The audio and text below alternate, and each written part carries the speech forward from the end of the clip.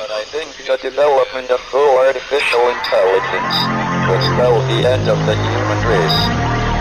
It's a flying object, and we don't know what it is. I would hope somebody is checking it out. It was a rocket or whatever, but incredibly fast, opposite direction. It was too fast to be an airplane. I'm glad the Pentagon is looking at this, because if it poses a threat, I want them on top of it. Well, the craft generates its own gravitational field. So you said there's lights in the sky? The internet has become the command center for criminals and terrorists. 911, what's your emergency? I need help, please! Aliens won't let it happen. That's what we're instructed to say. Roswell, Area 51. Alien kept deep under the ground. 1, 0,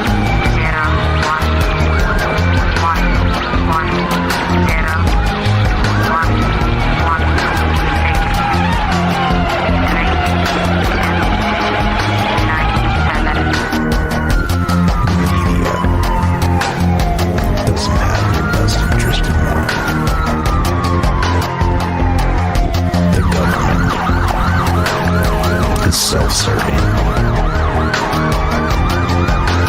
You're here for a reason.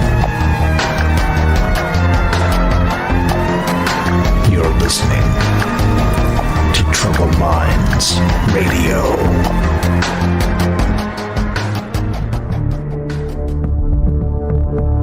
Broadcasting live from a secret bunker just off the extraterrestrial highway.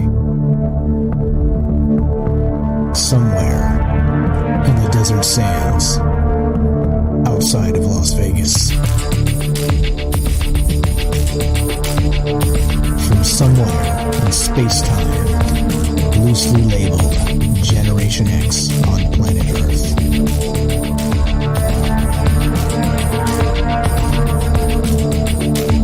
And asking questions of you in earnest into the digital darkness. Good evening and welcome to Troubled Minds Radio. I'm your host, Michael Strange, and hello to all of you who may also have troubled minds. What's going on, guys? It's Monday, which is one of the nights we get together and talk about all the things we're not allowed to talk about. You know what those things are, and we do it Monday, Tuesday, Wednesday, Thursday, and that's aliens, conspiracy, the paranormal, the government, academia, the 24-hour news cycle, propaganda, and the general feeling that we live in the upside down. Of course, this show is live. We do it to include you because you are the secret weapon of troubled minds. As you know, I don't have any inside sources or any of the rest of that. It's just little old me. Little old me, but little old you together. Like I always say, I'm me, you're you, but together we're us, and that makes a very, very wonderful and big thing. And bigly. Speaking of the bigly news, we won't get to that today, but in any case, what we're doing tonight is, of course, talking about all those crazy things that we always talk about. And as you know, right, we do something on this show called Drinking the Maybe Juice. And it's just kind of a more crude, updated, brandable way to say what Aristotle said back in the day. And Aristotle said something to the effect of, it is the mark of an educated mind to be able to entertain a thought without accepting it. And that's what we do on this show. Again, like I say, I talk about aliens and conspiracy and the paranormal. And to be perfectly honest, I don't know exactly how much of that stuff I do believe.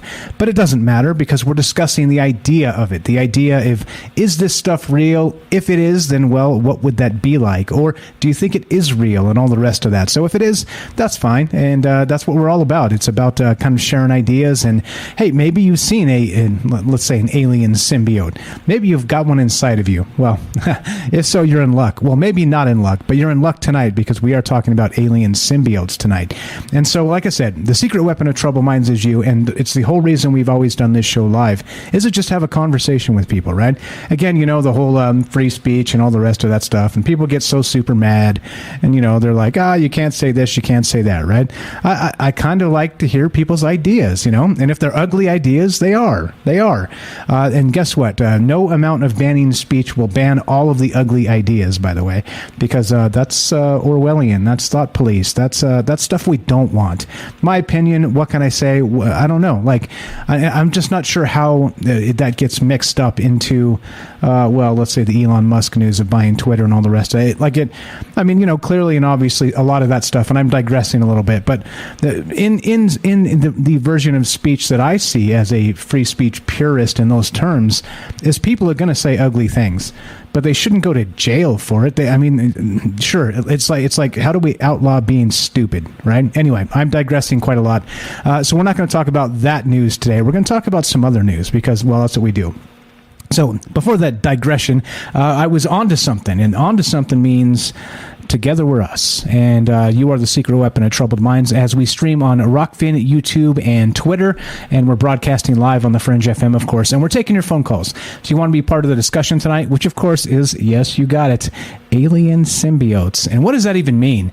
Well, don't worry, we're going to talk about all that stuff. Got lots of time here, and that's the whole reason we do it in sort of a long-form talk format, because you notice a lot of times too that they'll do, like on TV and whatnot, they'll get people on the show, and they'll be on there for all of 90 seconds maybe. And who knows how long it took them to set that up. Maybe it was like a 6-hour thing where they had to be there and wait and go into the studio or, set up their connection. And who knows how long that took for them to sit there, get like a 90-second thing, and they're like, oh, sorry, thanks for joining us. We have to go to commercial, right? Well, we don't really do that on this show. It's the whole point is to not do that. And so that's why we do a long-form talk show instead. So if you want to be part of the show tonight, another way of my long-winded way of describing it, just give us a call. The phone number is 702-957-1037. Oops, wrong button. 702-957-1037, and we'll put you on the show. You can also go to troubledminds.org. That's the official website, and you can find the phone number there. The Discord link is there, and Discord, of course, is a chat client. It's a voice client. It's completely free, and it's a great way to get people together and discuss ideas. And they're not too much into the censorship game, which is cool. And I know, it's a hot button on many people's minds currently and continually. But as long as you're not censoring stuff for no damn good reason, then I'm okay with that. So Discord, come join us, come say hi, come meet the rest of these fine folks who contribute to the show. And there you go. Let's see. So troubledminds.org, we got that. If you want to help the show, there are a couple ways to do that. Just real quick, I usually drop it at the end, but I think it's important to maybe point it out at the beginning. We do have Troubled Minds merch going on now. We've got, you can go to troubledfans.com, which is a funny joke that actually came out of an old show where we were just kind of talking about goofy stuff, and the joke was that, if you go to troubledfans.com, no, you won't find Michael Strange oiled up on a fuzzy couch. You will just find Troubled Minds merch. So that was the joke, and we made it happen. So I bought the domain name troubledfans.com, and that's where you can find Troubled Minds merch. T-shirt just went up. We got hats over there. There's mouse pads.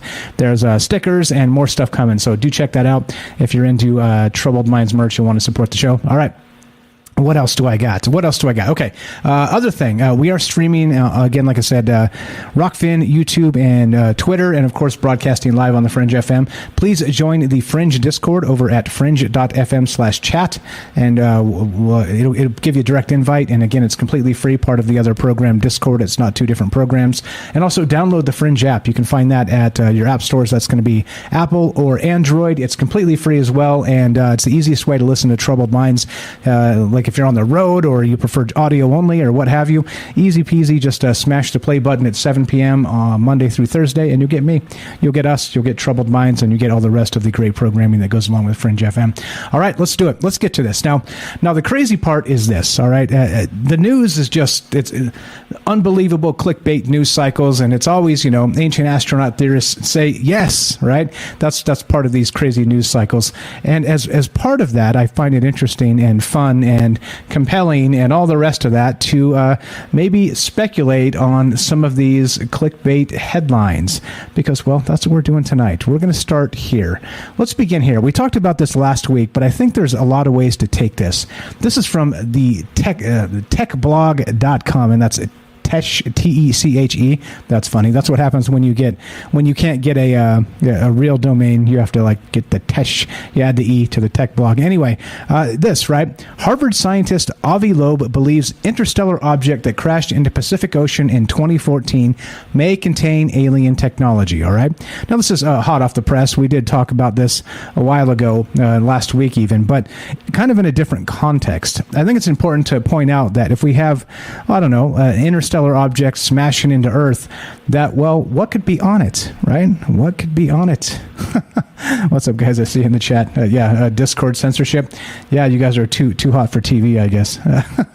All right. Okay. Back to this. Harvard scientist Avi Loeb believes interstellar object crashed in the Pacific Ocean, right? And it may contain alien technology. Okay. So what if, right? What if the questions for tonight are a little bit like this? What if this actually was some sort of alien crash of technology or something, right? What if it's something like that? What if it's maybe something to the effect of, well, not necessarily technology, but what if it is, okay, think about this. Like, let's go back to just another, let's go to pop culture for a moment. And we've got Superman, right? Superman came crashing to Earth in some little meteorite, and when it cracked open, right, they found like the little boy, famously Superman. He's inside this little alien technological egg or whatever the heck this thing is, right? So think of it in terms of this idea that Avi Loeb says that there may be some sort of alien technology that crashed into Earth back in 2014. Now, technology is interesting because it did have it did have Superman in this one, right? And it was a technological sort of escape pod from the planet Krypton. Okay, now what if this thing in 2014 actually was, let's say, maybe alien technology as Avi Loeb is describing, but what if it was carrying something on board that was a little bit more strange than a human-looking Superman? Right? Okay. All right. You see where I'm headed with this. Now, okay, that's where we begin tonight. So that's the first question. Do you think it's possible that in this idea of, we've talked about panspermia, we'll get to that in just a little bit, but that maybe these interstellar objects that are smacking into Earth or just bouncing all over the galaxy are actually carrying those life forms around? And we've talked about it in, sort of the octopus and some of the super alien, what would you call them? Sort of alien life that appears to be, let's say, not so Earth-like, okay? That kind of alien life. It's not really alien, but it's more like, this seems like it could have evolved somewhere else, right? Something like that, okay? So what if in this idea of panspermia and these things bouncing all over the galaxy and there's life kind of on these objects, whether they're alien technology or not, let's say it's just frozen bacteria or viruses from, millions of years ago, just sort of in a state of stasis in space, surviving until they smack into something that they can sort of start populating, like Earth, a planet, okay? So in that sense, do you think it's possible that as of right now, in this moment here on Earth with us, is some sort of actual alien symbiote? Meaning that, of course, if we're talking about viruses, you could say that they're not really their own life form. They're sort of, they need a host to survive, but not really let's say a virus of sorts. But what about something a little bit larger, a little bit more terrifying, and a little bit more, let's say, slimy? What about worms? What about, we're going to get to that. We're going to get to the actual sort of symbiote that we're talking about tonight. And so the question is this, as we start.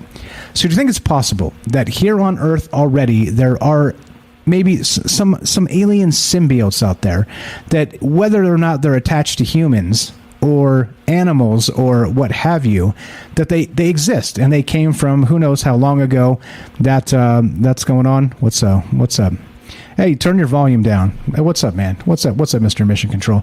Hey, so okay, so that's the thing, right? So the idea is that you had just talking to the chat there.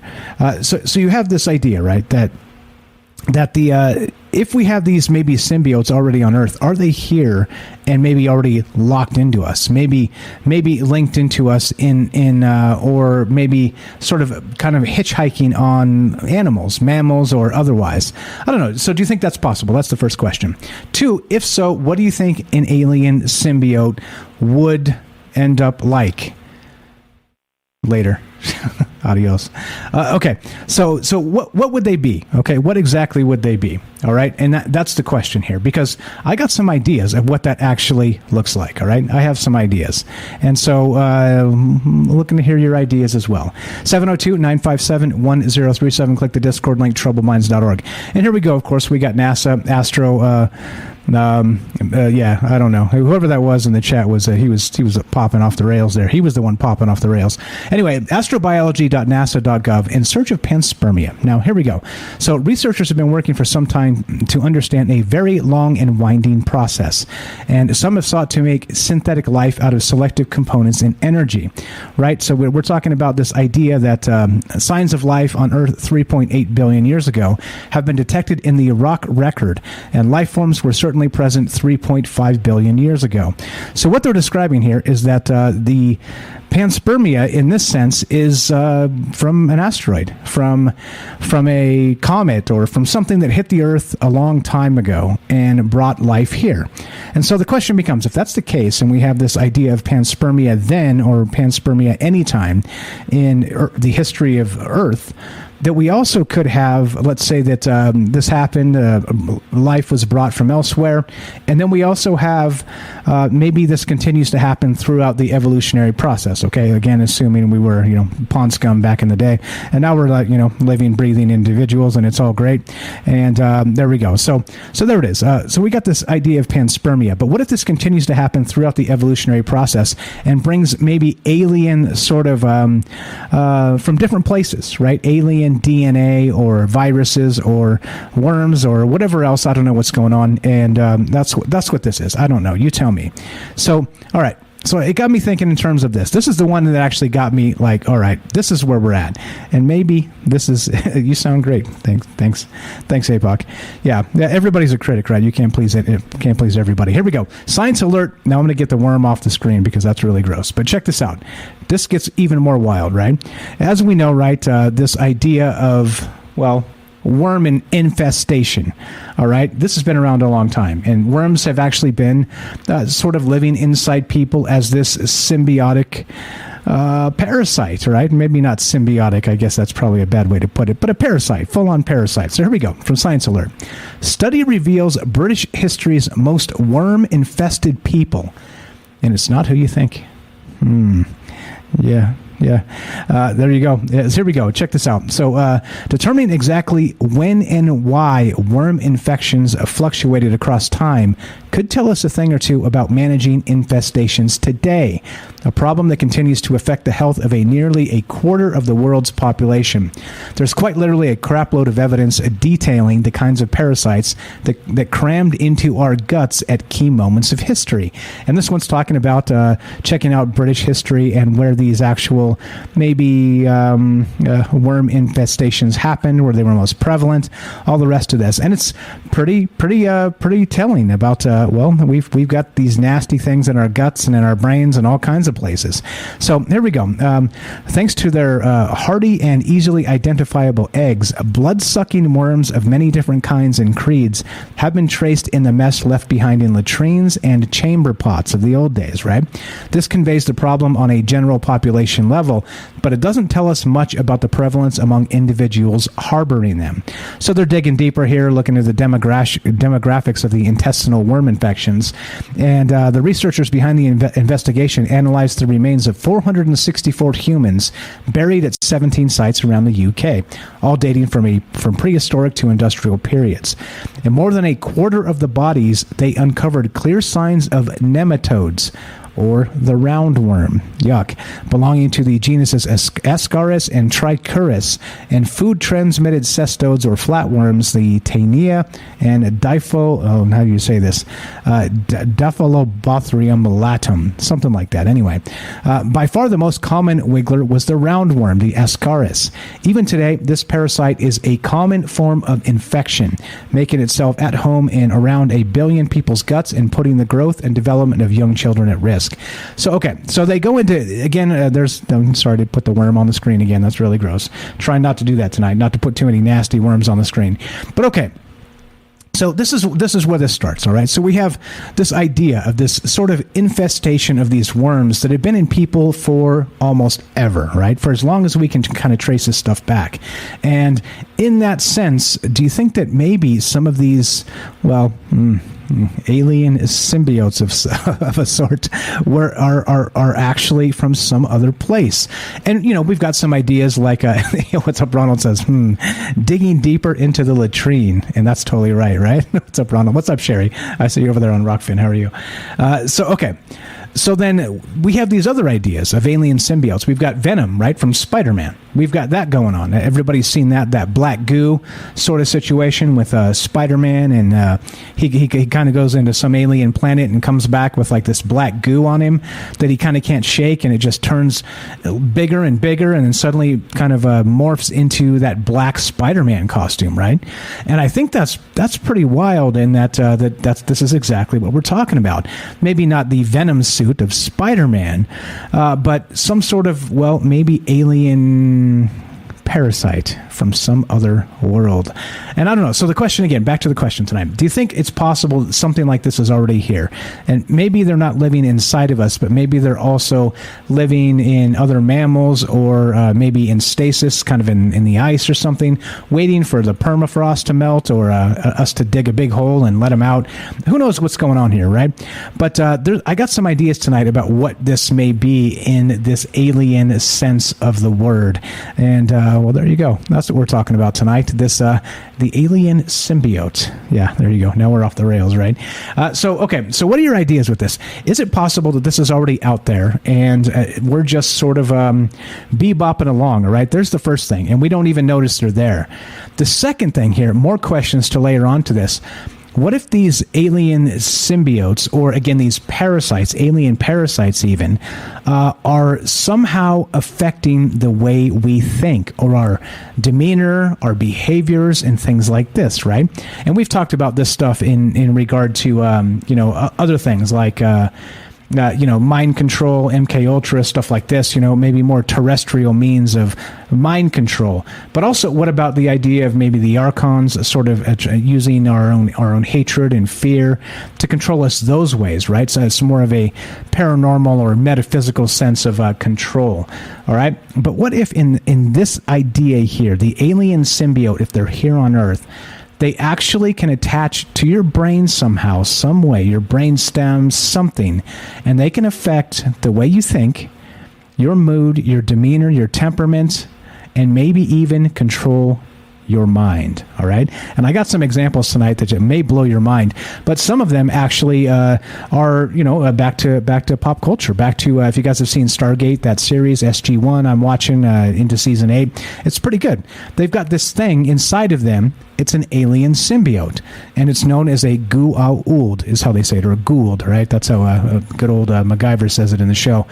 He says Goa'uld, but it's sort of like this big worm that gets inside of you and takes over the entire human host and turns them into something else.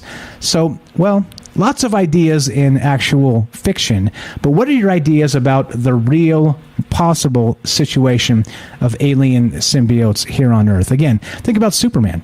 We got that technological egg that crashes and out climbs Superman. Well, what if, as a little boy, of course, but what if instead we get some sort of thing crash into Earth and Superman doesn't get out? But what if it's a mess of wriggling worms? Maybe they're even too small to see. I don't know. What are your thoughts here? Do you think this is possible, that an alien symbiote is already amongst us and it has the ability somehow, some way to control our very thoughts? And as you know, just another normal day on Troubled Minds, talking about crazy stuff, because that's the way we do things. We just talk about crazy stuff, and here we are doing it again. Just another Monday night on Troubled Minds. So what are your thoughts on this? Is it possible, here and now, there is an alien symbiote that's out there, or parasite even, that's actually controlling the minds of humankind?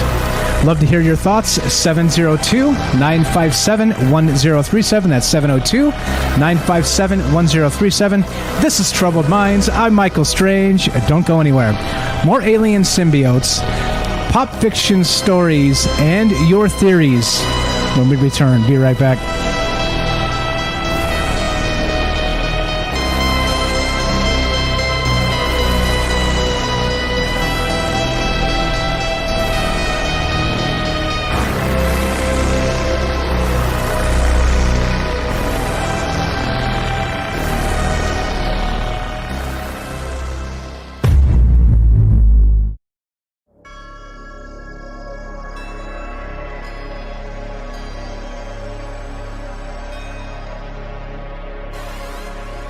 Welcome back to Troubled Minds.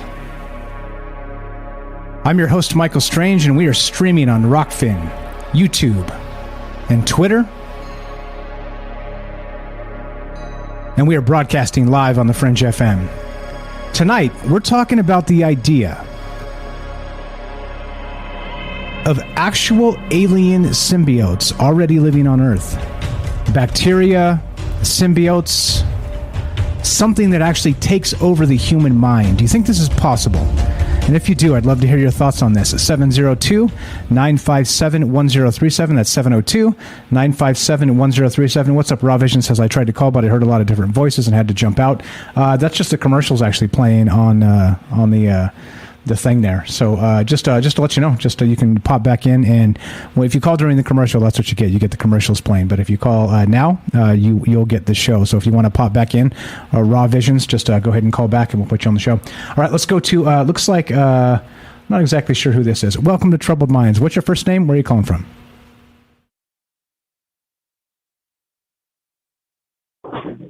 Is this me or is this the other person? That's you. Welcome to Troubled Minds. What's your first name? Where are you calling from? Hello, my name is Aaron, and I am from Maine again. Aaron in Maine. What's up? What's going on, Aaron? What are your thoughts on this? I'm sure you got some thoughts on alien symbiotes. You think this is a real thing, or you think we're just too much science fiction in our diets? Yeah, I don't know about alien symbiotes and stuff. As far as I'm not sure how that would happen. I don't even know what bacteria is or how that affects us. But and Prometheus is actually Enki, I guess. But it's black goo. Yeah, I don't know what the black goo is. It's some sort of thing that you can take in. I don't know if it's something that comes out of... It might be shilajit. If you've ever known what shilajit is, it's like a black goo that comes out of the earth. And it's not a herb. It's actually it's like a tar. It's used in... Indian people use it. It's called shilajit. That might be black goo. Because if you use it, I think it's used as like a sexual tonic, but you can use it in other things. You can use it for energy, like endurance. I think it even increases serotonin, and it just makes you feel good. You know, it has a lot of minerals in it. It's called shilajit. Shilajit. I don't know. It's an Indian. Yeah, it's that's black goo to me. Okay, so because it is. I mean, if you look at it in the form, it's I'm sure you've heard of the idea. Yeah, when you're in an alien symbiote, what is that? Is that a clone of someone? No, that would be. What is a symbiote? A symbiote would be. Word. That's a very weird word. Okay, so how are you going to explain that word? Okay, I'm about to. If you let me explain it, please.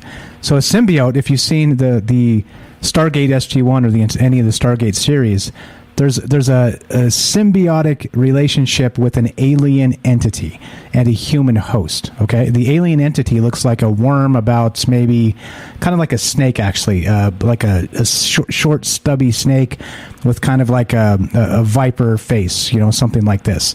But what it does is it gets into the human body and takes over control of the body itself. So they don't live very well on their own and have a very hard time sort of growing to the point where they can take on a host as a full-grown Goa'uld is what they're known as, or Goa'uld. And so a symbiote would basically be an alien that is inside of a human that's controlling them somehow, or maybe even people in. actually have these parasites? No, okay, so we'll get Like, to that would be great. Like, they actually have these parasites, so why do they have them? Because if they didn't have those parasites, they wouldn't be able to take in the toxins they do. If they didn't have those parasites, they would be dead. The parasites are there for a reason.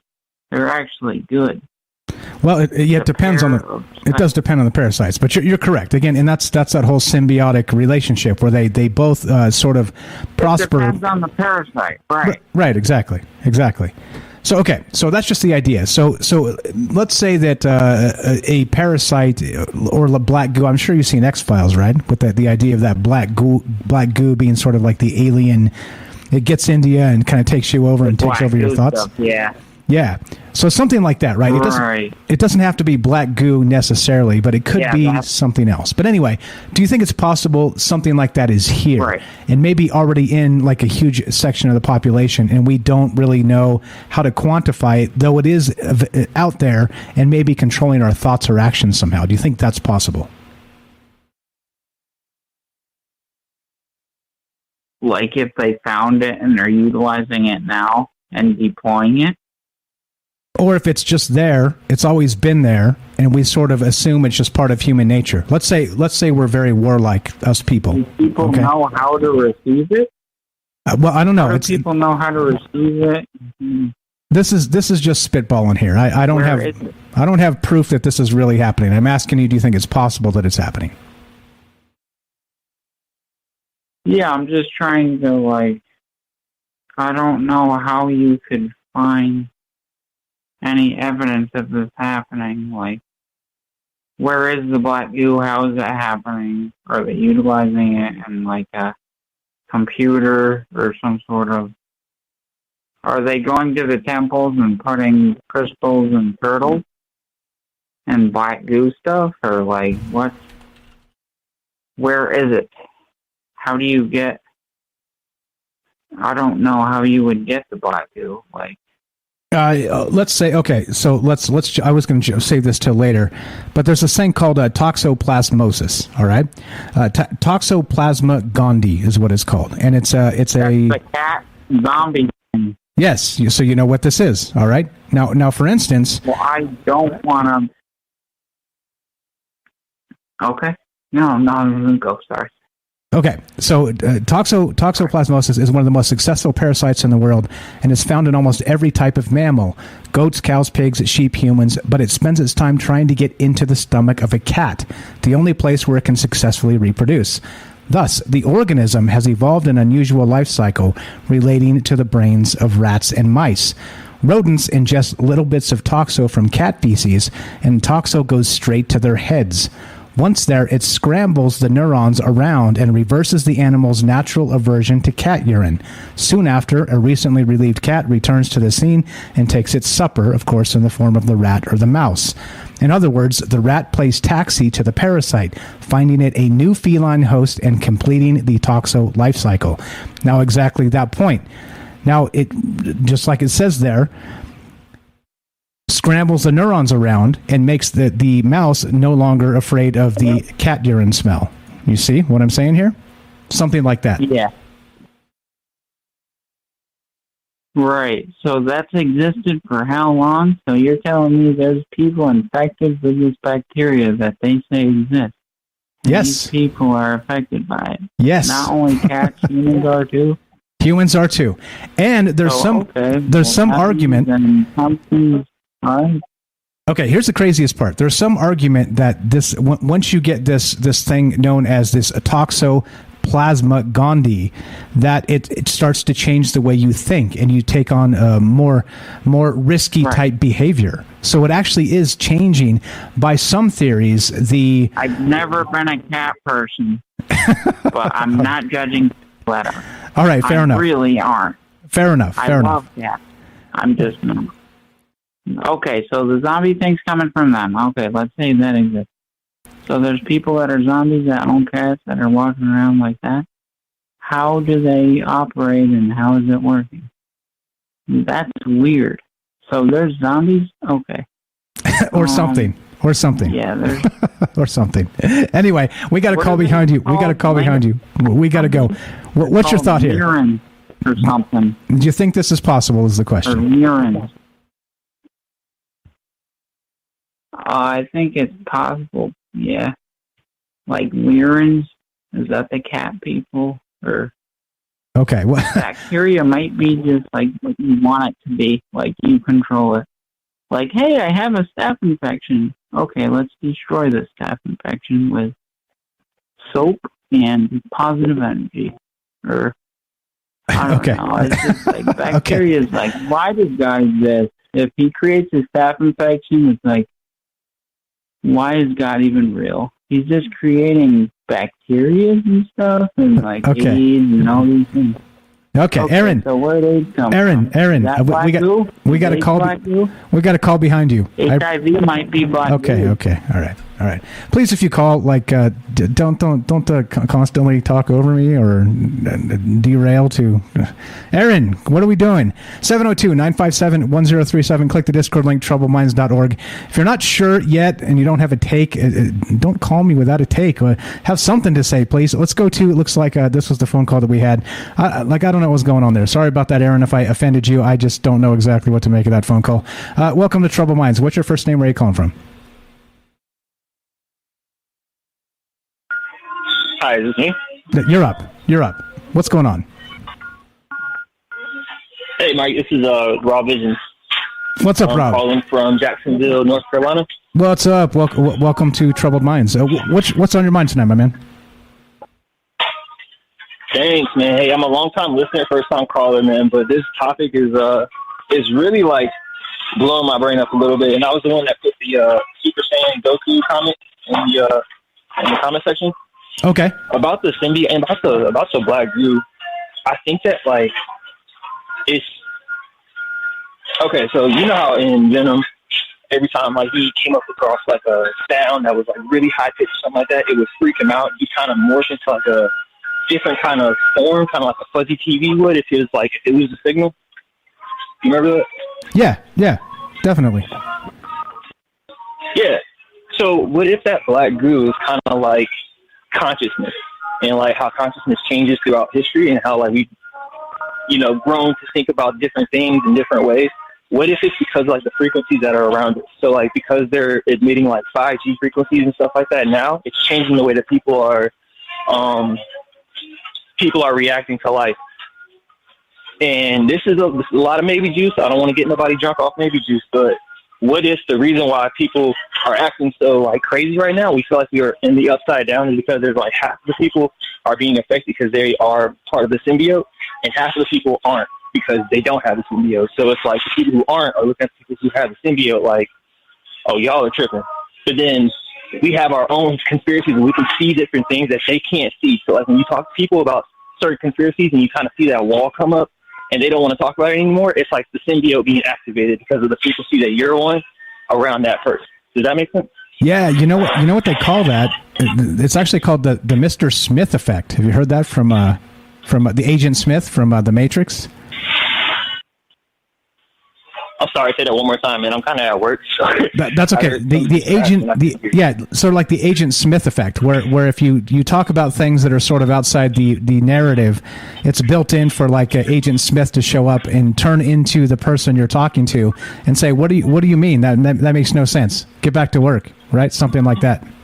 Yeah, exactly, just like that. So like, yeah, I think I remember hearing you and maybe Night Stalker talking about this a few nights ago. I might be getting my podcast mixed up, but you were talking about pretty much like what I just said. Like certain people can't really pick up on frequencies, and other people can. And I really think that that's like a symbiote that's probably like been here since the dawn of time, but we can't see it because it's inside of our bodies, and it looks normal to everybody because everybody has it, or a lot of the majority have it. So it's not like something that raises concern, but it's something that literally affects the way the world operates. Yeah, it could be. And so you see this other thing, this weird toxoplasma, whatever the hell this thing's called, a toxoplasma gondii that actually exists here on Earth now, and it's changing the way people actually think. And we'll get into exactly a little bit more of this after we come back from the top of the hour break here. But if it's actually in people, and in this case it's inside the mouse, and sort of rattles the brain of the mouse so it's no longer afraid of the cat, so it gets eaten by the cat so it can get back into the cat so it can reproduce. Like, if that's not the craziest thing you've ever heard regarding some sort of mind control, I don't know what is. It's like kind of using you to sacrifice yourself. Are we not the cat or the mouse? Or are we the symbiote? You know what I'm saying? Which one are we? That's a good question. That's a hell of a question, my man. I don't know. I think that it's a strange idea that, like I was saying to Aaron there, is imagine we consider ourselves as people. We're very warlike, and we think we're supposed to be that way because we're just people. But what if we're not? And there's something inside of us that's constantly pressing us to hate each other, to fight each other. Maybe the hatred is in some other thing, somewhere else, right? Yeah, exactly. But let me ask you one more question. I don't want to take up too much time. But let me ask you this question. Sure. Do you think that germs hate bacteria? Do germs what? Bacteria hate them? Like, do you think that, because you just said that you were just talking about how like there are humans on this earth that are like really warlike, and there's something that's like making us fight each other. I'm asking you the question: do you think the germs in your body hate disease, or the bacteria and like the antibodies and stuff that's in your body? Do they hate germs, or are they just living the way that they're supposed to live? Like, are they just operating within their system, or are they giving instructions to attack something? Does that make sense? Yeah, I think it depends. It depends on the mechanisms at play, and so maybe. I think the answer is maybe, but I think if you look at sort of the virus level and bacteria and the rest of that, I think there's a lot of contention going on there too. They're constantly eating each other and fighting each other and absorbing each other, and so if that was the case and it was made to like a macro level, maybe the stretch isn't ridiculous to say that we're sort of warlike because of something like this, Right, but what if we're warlike at a certain period of time, because that's what we need to do for the Earth to function the way that it needs to? Like, what if we need a certain amount of chaos and turmoil in the world to make everything run properly? You know what I mean? Like, kind of like a body system. Yeah, like the old you gotta break a couple eggs to make an omelet sort of thing. Gotta break a couple eggs, man. Gotta go. Maybe. I don't know, man. We're just talking about crazy stuff here. I don't even know if this is real. It's just that if we have this stuff now affecting like rats or mice to die to cats to sort of sacrifice themselves because of a parasite, it seems like they don't know what's happening to them, right? The cats don't know that it's happening and making it easy for them to kill the mouse. So they're both being controlled by this one parasite. That starts to become creepy when you're not talking about just one entity. You're talking about two different species, hunter and prey, both being controlled by the same parasite. And that right there is a good point with the government, my friend. Who's who? Who's doing what? I agree with you, man. We're on the same sheet of music. Right on. I appreciate the phone call. You got anything else for us tonight? That was about it, man. Great conversation, man. Like always. I'm gonna keep listening. You can take the next call, but I really appreciate you taking my call. I appreciate it, man. Thanks for the phone call. That's Rob. He was in there with us on the Discord a couple nights ago, and we were talking about something similar. I think it's pretty crazy. Like, and you guys, if you guys haven't joined the Discord yet, you're missing out, because again, like he was sitting there on the Discord thinking, man, I think it was a Cal maybe that was like, I feel like I'm like hearing some behind the scenes stuff. It was like me, James, and Night Stalker just kind of chopping it up, talking about all kinds of stuff, and he was sitting there and going, well, wait a minute, what's going on? Like this seems like I'm hearing the show before the show sort of situation, and that's what this kind of is. So if you haven't joined the Discord, please do. TroubledMinds.org. Click the Discord link. Come say hi. Meet all these fine folks, and you never know. Some night you might get a late night Night Stalker, James, and Mike chat, an APOC sighting, or you name it. People, all kinds of great people pop in and out of there and say hi. And Daryl's in there often as well. Come say hi to us, and you'll see we're not as terrible as it seems. We're not. We're not like that.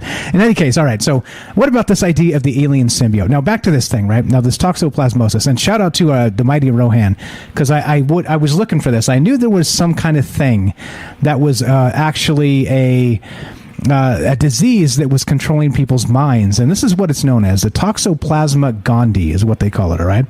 They call it an obligate intracellular parasitic protozoan that causes toxoplasmosis, all right?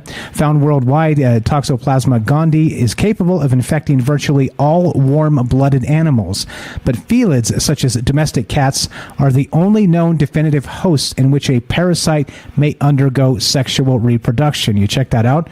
So the only way this Toxoplasma gondii can actually end up reproducing is if it finds its way into the stomach of a cat. Okay? And so, but it's capable of infecting virtually all warm-blooded animals, all right? Now, it says Toxoplasma gondii has been shown to alter the behavior of infected rodents in ways that increase the rodents' chances of being preyed upon by cats.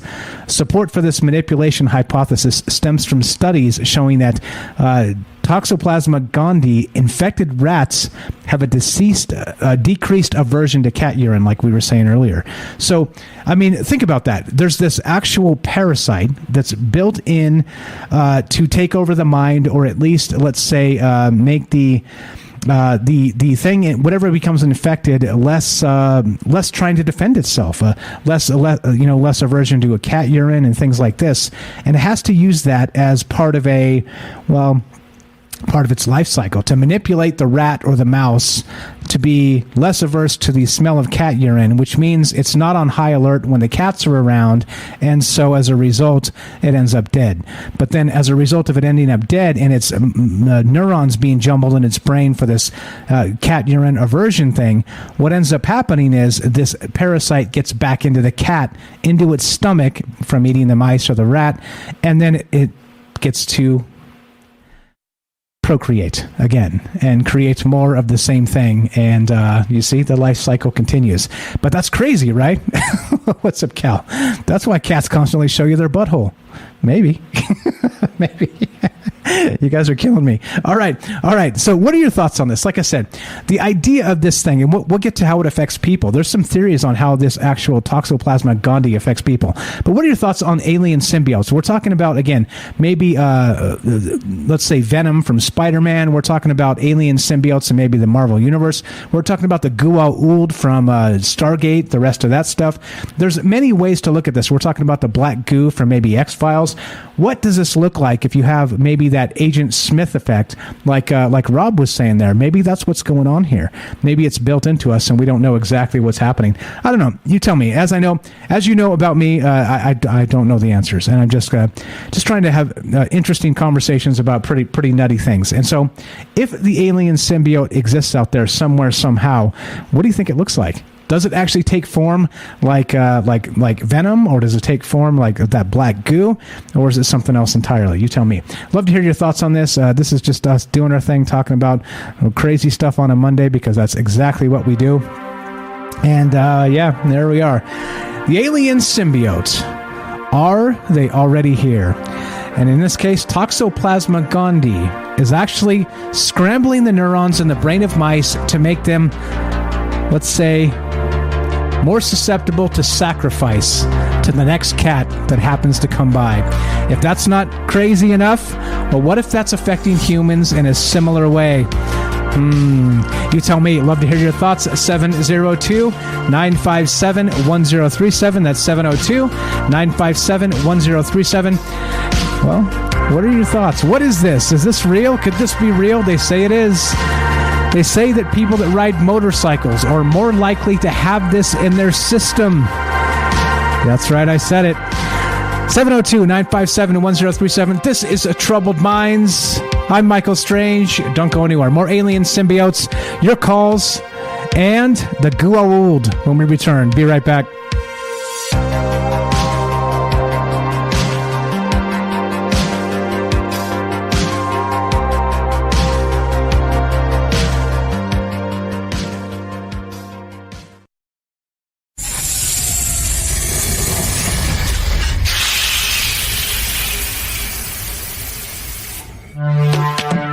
we are talking about the alien abduction phenomenon. The aliens are looking through your eyes and they're accessing your optic nerve. I'm doing this. And through that optic nerve, they're transferring to your people are random images as they traverse neurons in the brain. All right, so maybe, and they also feel them planting or receiving memories or ideas or images.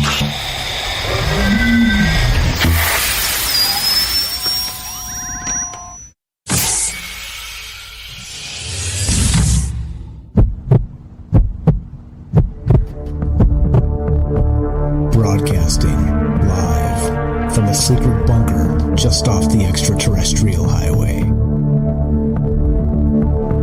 Somewhere in the desert sands outside of Las Vegas. From somewhere in space-time, loosely labeled Generation X on planet Earth.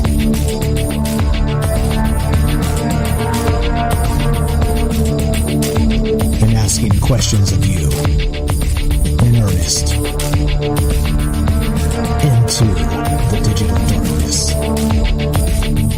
good evening and welcome to Troubled Minds Radio. I'm your host, Michael Strange, and hello to all of you who may also have troubled minds. What's going on, guys? It's Monday night, which is one of the nights we get together and talk about all the things we're not allowed to talk about. That would be Monday, Tuesday, Wednesday, Thursday at 7 p.m. Pacific. What are those things we're not allowed to talk about? There's too much, so I'm going to have to sum up. Aliens, conspiracy, the paranormal, the governments, academia, the 24-hour news cycle, propaganda, or the general feeling that we live in the upside down. As always, we're doing this live to include you because you are the secret weapon of troubled minds. You can give us a call at 702-957-1037. That's 702-957-1037, and we'll put you on the show. You can also click the Discord link at troubledminds.org. That's the official website of the show. The podcast information is there, all the social media. You can come follow on Twitter. Ha! Big Twitter news today.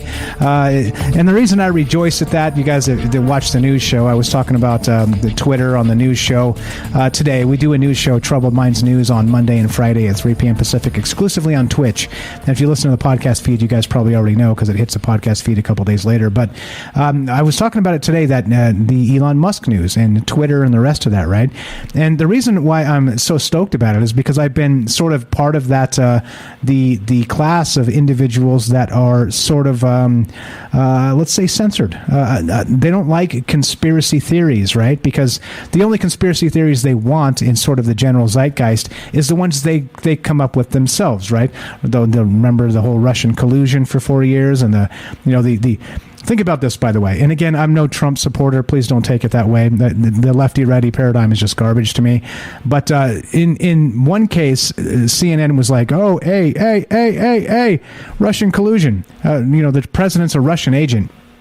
Think about it for just a moment. And I know this is going to trigger some people out there that are going to be super mad that are way into this. But think about it for just a moment. If the president of the United States was actually a Russian agent, they'd have a press conference tomorrow and remove that president tomorrow. And literally, it would be nothing to do. Everybody would be so upset if it was true, but if they just say it for 4 years and do not a damn thing about it, that's a different story, isn't it? So, yeah. Anyway, so blah, blah, blah, blah, blah, blah. I didn't mean to drag it into that political discourse, but I mean, the whole point of the stuff here is that regarding Twitter and speech and the rest of that stuff is that some conspiracy theories are allowed and some aren't.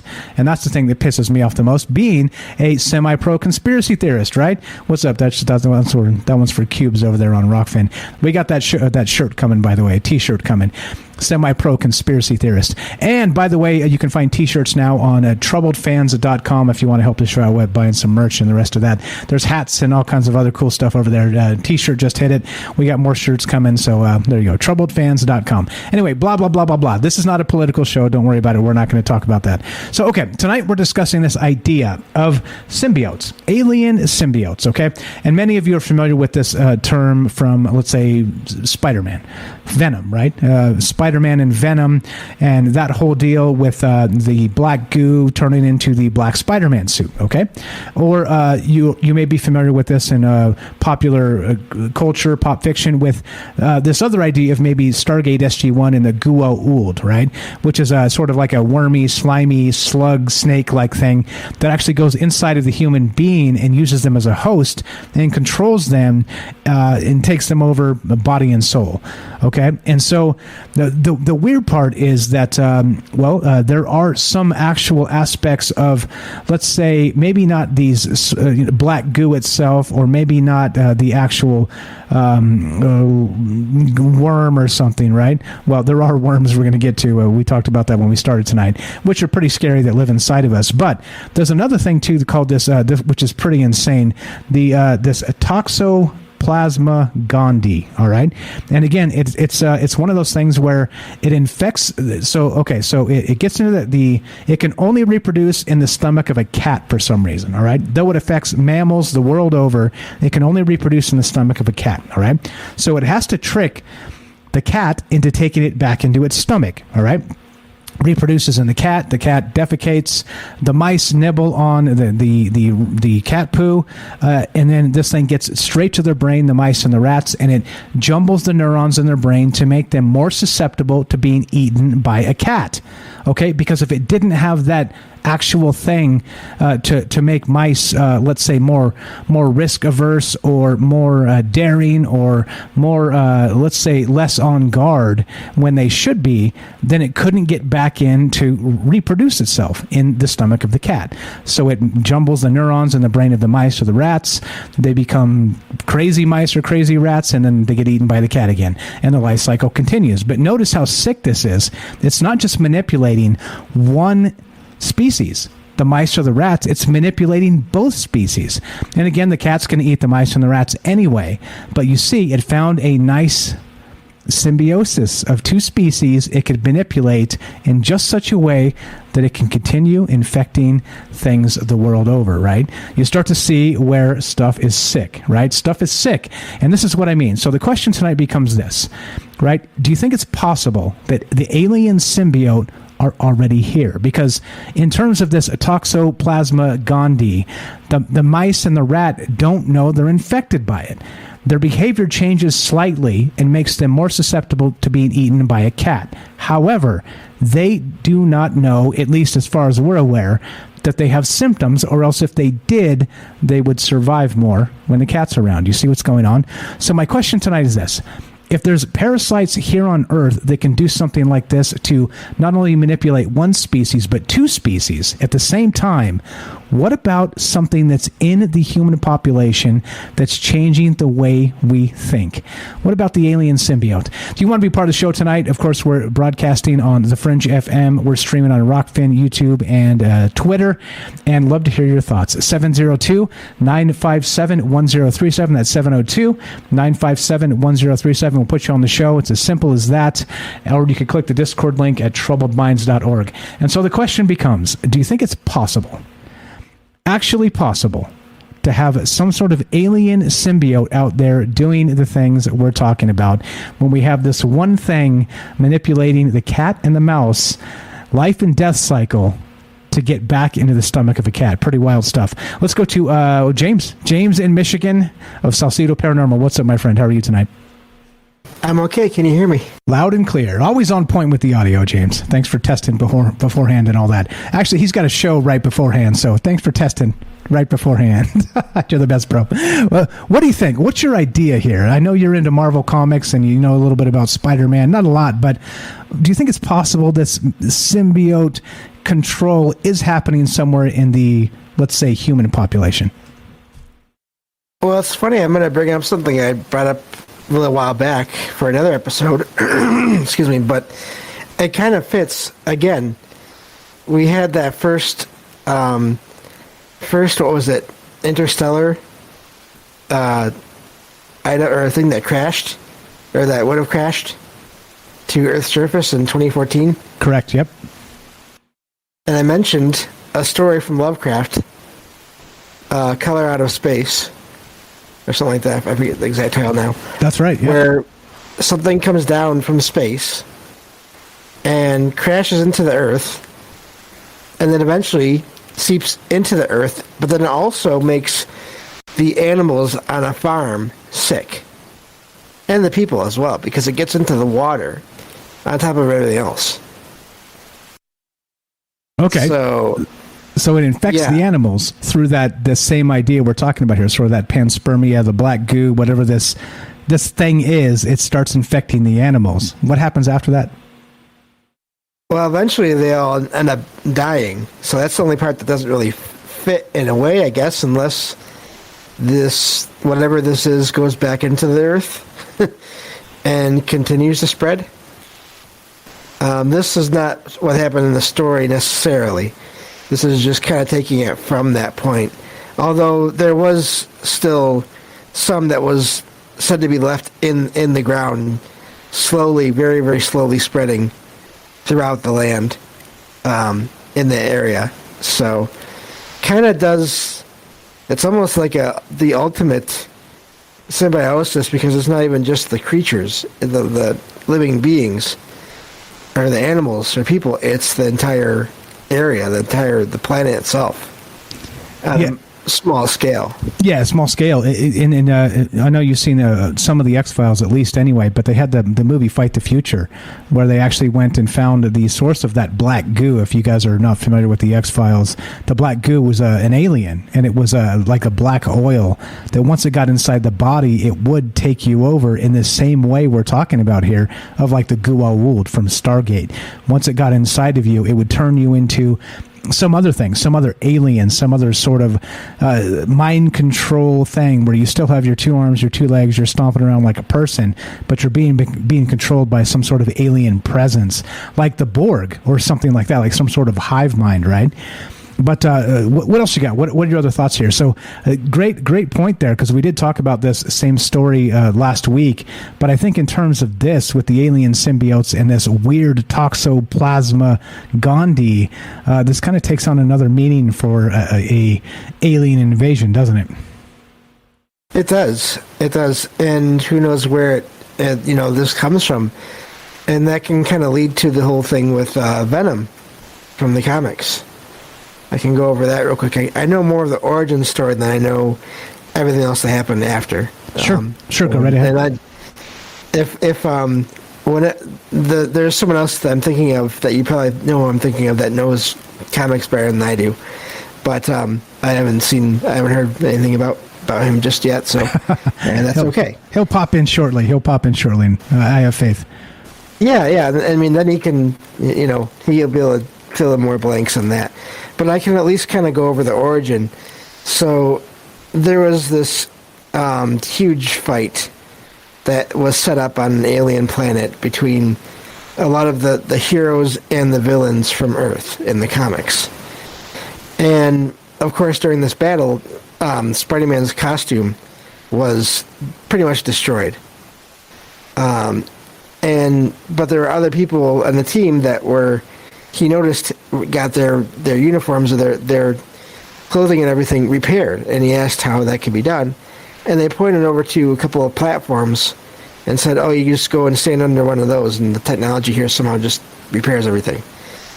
So he did that, but he apparently went under the wrong platform that wasn't actually operational. But what was there was this black substance that kind of fell down on him and covered him, and it gave him a new uniform that he didn't even realize at the time was sentient. And so that's how eventually, when everyone was returned to Earth, he came back with that alien. And the interesting part, so we're talking about the origin story of Spider-Man and Venom when he got the black suit. Now, the interesting part about the black suit is, like you said, he didn't realize But he actually got extra powers from this black suit. He was actually stronger. He could move quicker. His spider sense was like on point, like more than it usually was. He became sort of like a super Spider-Man. But also, there was a darker side to that, to sort of that takeover of Venom and the symbiote, is that he started having a temper. He started becoming, sort of not able to control himself at all times. And it's almost like he was battling sort of another entity when he was wearing this black suit. And the more he would wear it, the more he would want to wear it because of that intoxicating feeling of more power, right? So that's the Spider-Man thing goes. But what else you got there regarding that? And wanted to make sure that we talk about that weird control aspect that was happening with Venom and Spider-Man and the actual suit itself. Yeah, and what is odd about that is because obviously now there have been countless comics and cartoon shows and movies and video games. And the comics, because I read a little bit of that origin story, it wasn't an immediate change in his personality, though. It was gradual.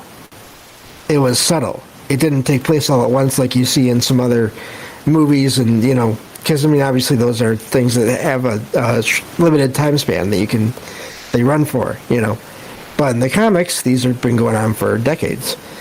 So he didn't notice anything wrong at first. He just noticed what was right. And so yeah, that's how that started. And it wasn't for a while until he figured out that this thing was alive. And also, the only weakness that this thing had was sound waves. That was the only way to stop it from advancing and or to separate it from him.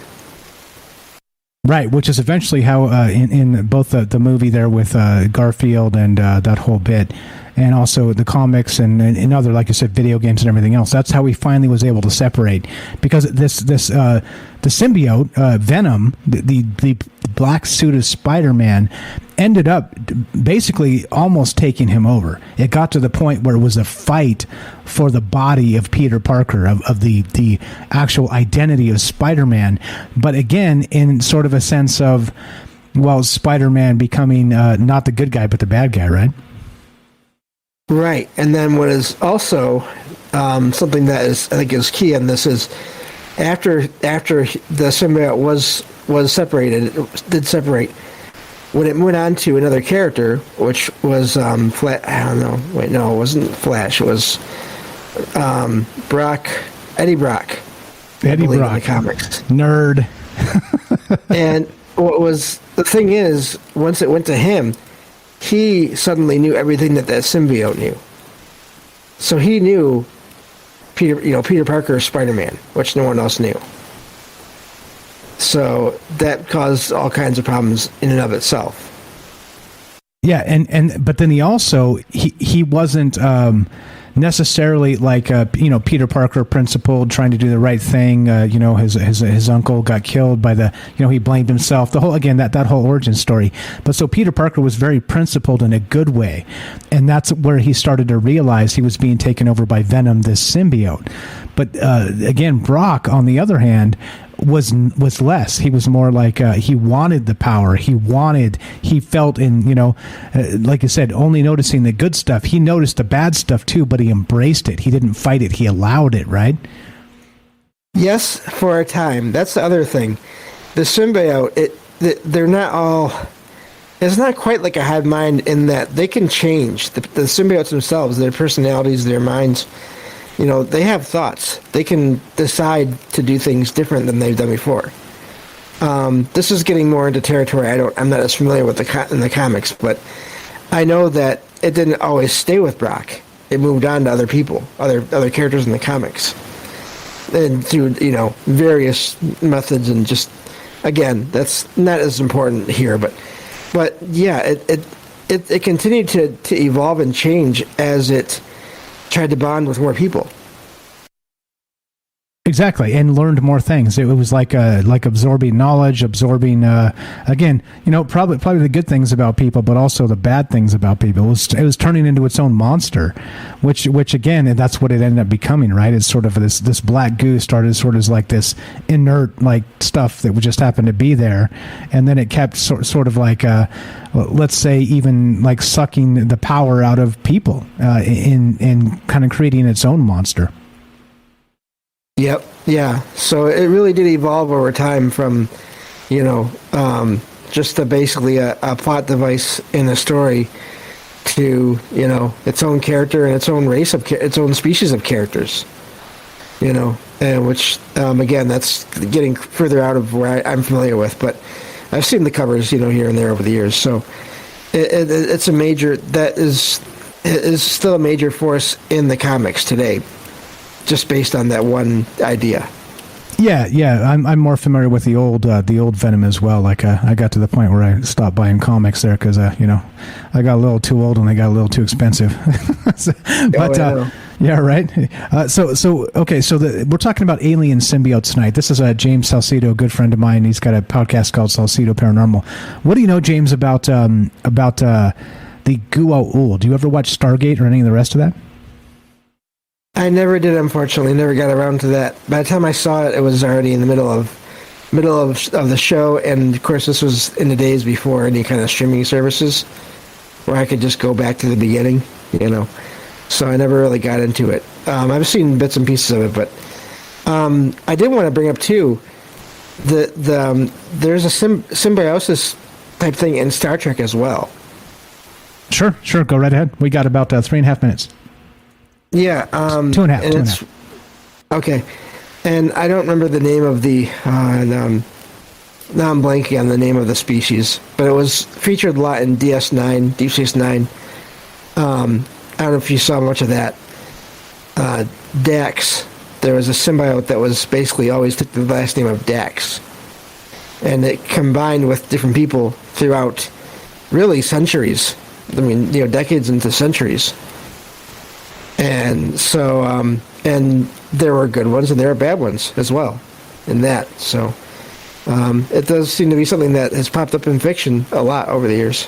Yeah, it certainly does. We'll get to the Gua'uld and Stargate in a little bit. I know a little bit more about that. Like I said, I'm 8 seasons deep into SG-1, and it's fascinating in that, real quick before we get you out here because of the bottom of the hour in the break. What about this toxoplasmosis and this Toxoplasma gondii? Have you heard of this? Where it uses the cat and the rat as the life cycle of its own survival? I think I had heard something about it, but I hadn't heard in detail. That just makes me think, maybe there's a reason that some of the cats out there seem to be so crazy. Or so evil. So psychotic. Maybe maybe they're not all that bad. James has a cat named Logan that is totally psychotic and loves him to death, but is also psychotic. James, you're the best. Yeah. You're the best brother. James here, like I said, good friend of mine, good friend of the shows. Check out his podcast. He does paranormal talk 5 nights a week. You can find him. Links in the description down below, or Salcedo Paranormal. Do the Google search. Salcido. He's the paranormal expert of troubled minds and a good friend of mine. I appreciate the phone call as always, my friend. Thanks for chilling. You're welcome to pop back in or hang there whenever, man. You're the best. Yeah, I'm going to stay here. Okay, thanks, bro. There you go. All right, so that's the idea tonight. We're talking about this whole notion of the alien symbiote. So, I don't know, other than we got the Gua'uld, we got Venom, we got this idea of the Toxoplasma gondii, and this sort of manipulation of the life cycle of the rat and the prey habits of the cat, right? It turns into this really bizarre thing, and so it makes me wonder, is there something here on Earth manipulating the minds of people and we don't know a damn thing about it? What are your thoughts? 702-957-1037. That's 702-957-1037. This is Troubled Minds. I'm Michael Strange. Don't go anywhere. More alien symbiotes, Toxoplasma gondii, and Jennifer in Missouri when we return. Be right back.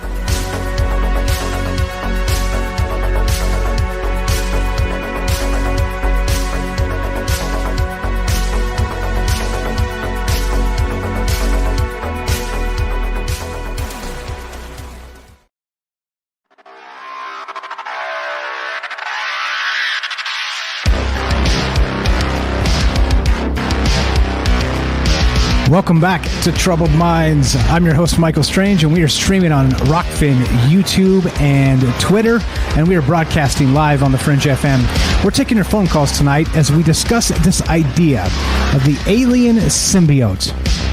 Is it possible they're already here? We've heard about the Gua'uld from Stargate and SG-1 in that series. We've heard about Venom and the black goo and how it turned into Spider-Man and the black suit and all the rest of this. We've heard about Toxoplasma gondii, I believe is how you say it, and, well, how it's manipulating the life cycles of rats and cats. Well, how does this work? Do you think there's something to this? I'd love to hear your thoughts. 702-957-1037. That's 702-957-1037. We'll put you on the show. It's as easy as that.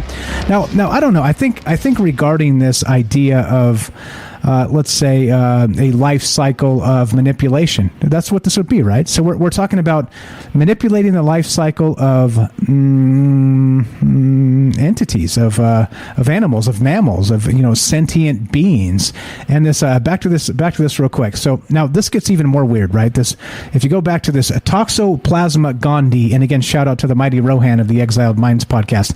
I asked him, "Have you heard of this?" I can't remember the name of this, and there's a thing that's supposed to make people like thrill seekers and like sort of like have less inhibitions and things like this.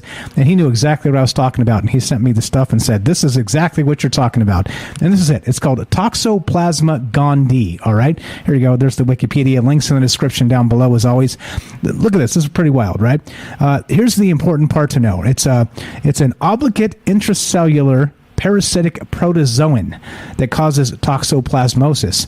Found worldwide, Toxoplasma gondii is capable of infecting virtually all warm-blooded animals, but felids such as domestic cats are the only known definitive hosts in which the parasite may undergo sexual reproduction, right? So for some bizarre reason, it can only reproduce in the belly of a cat, all right? Well, how does it get into the belly of a cat? Well, this is what it does. It's one of the most Toxoplasma gondii is one of the most successful parasites in the world and is found in almost every type of mammal: goats, cows, pigs, sheep, and humans. But it spends its time trying to get into the stomach of a cat, the only place where it can successfully reproduce. Thus, the organism has evolved an unusual life cycle relating to the brains of cats and mice.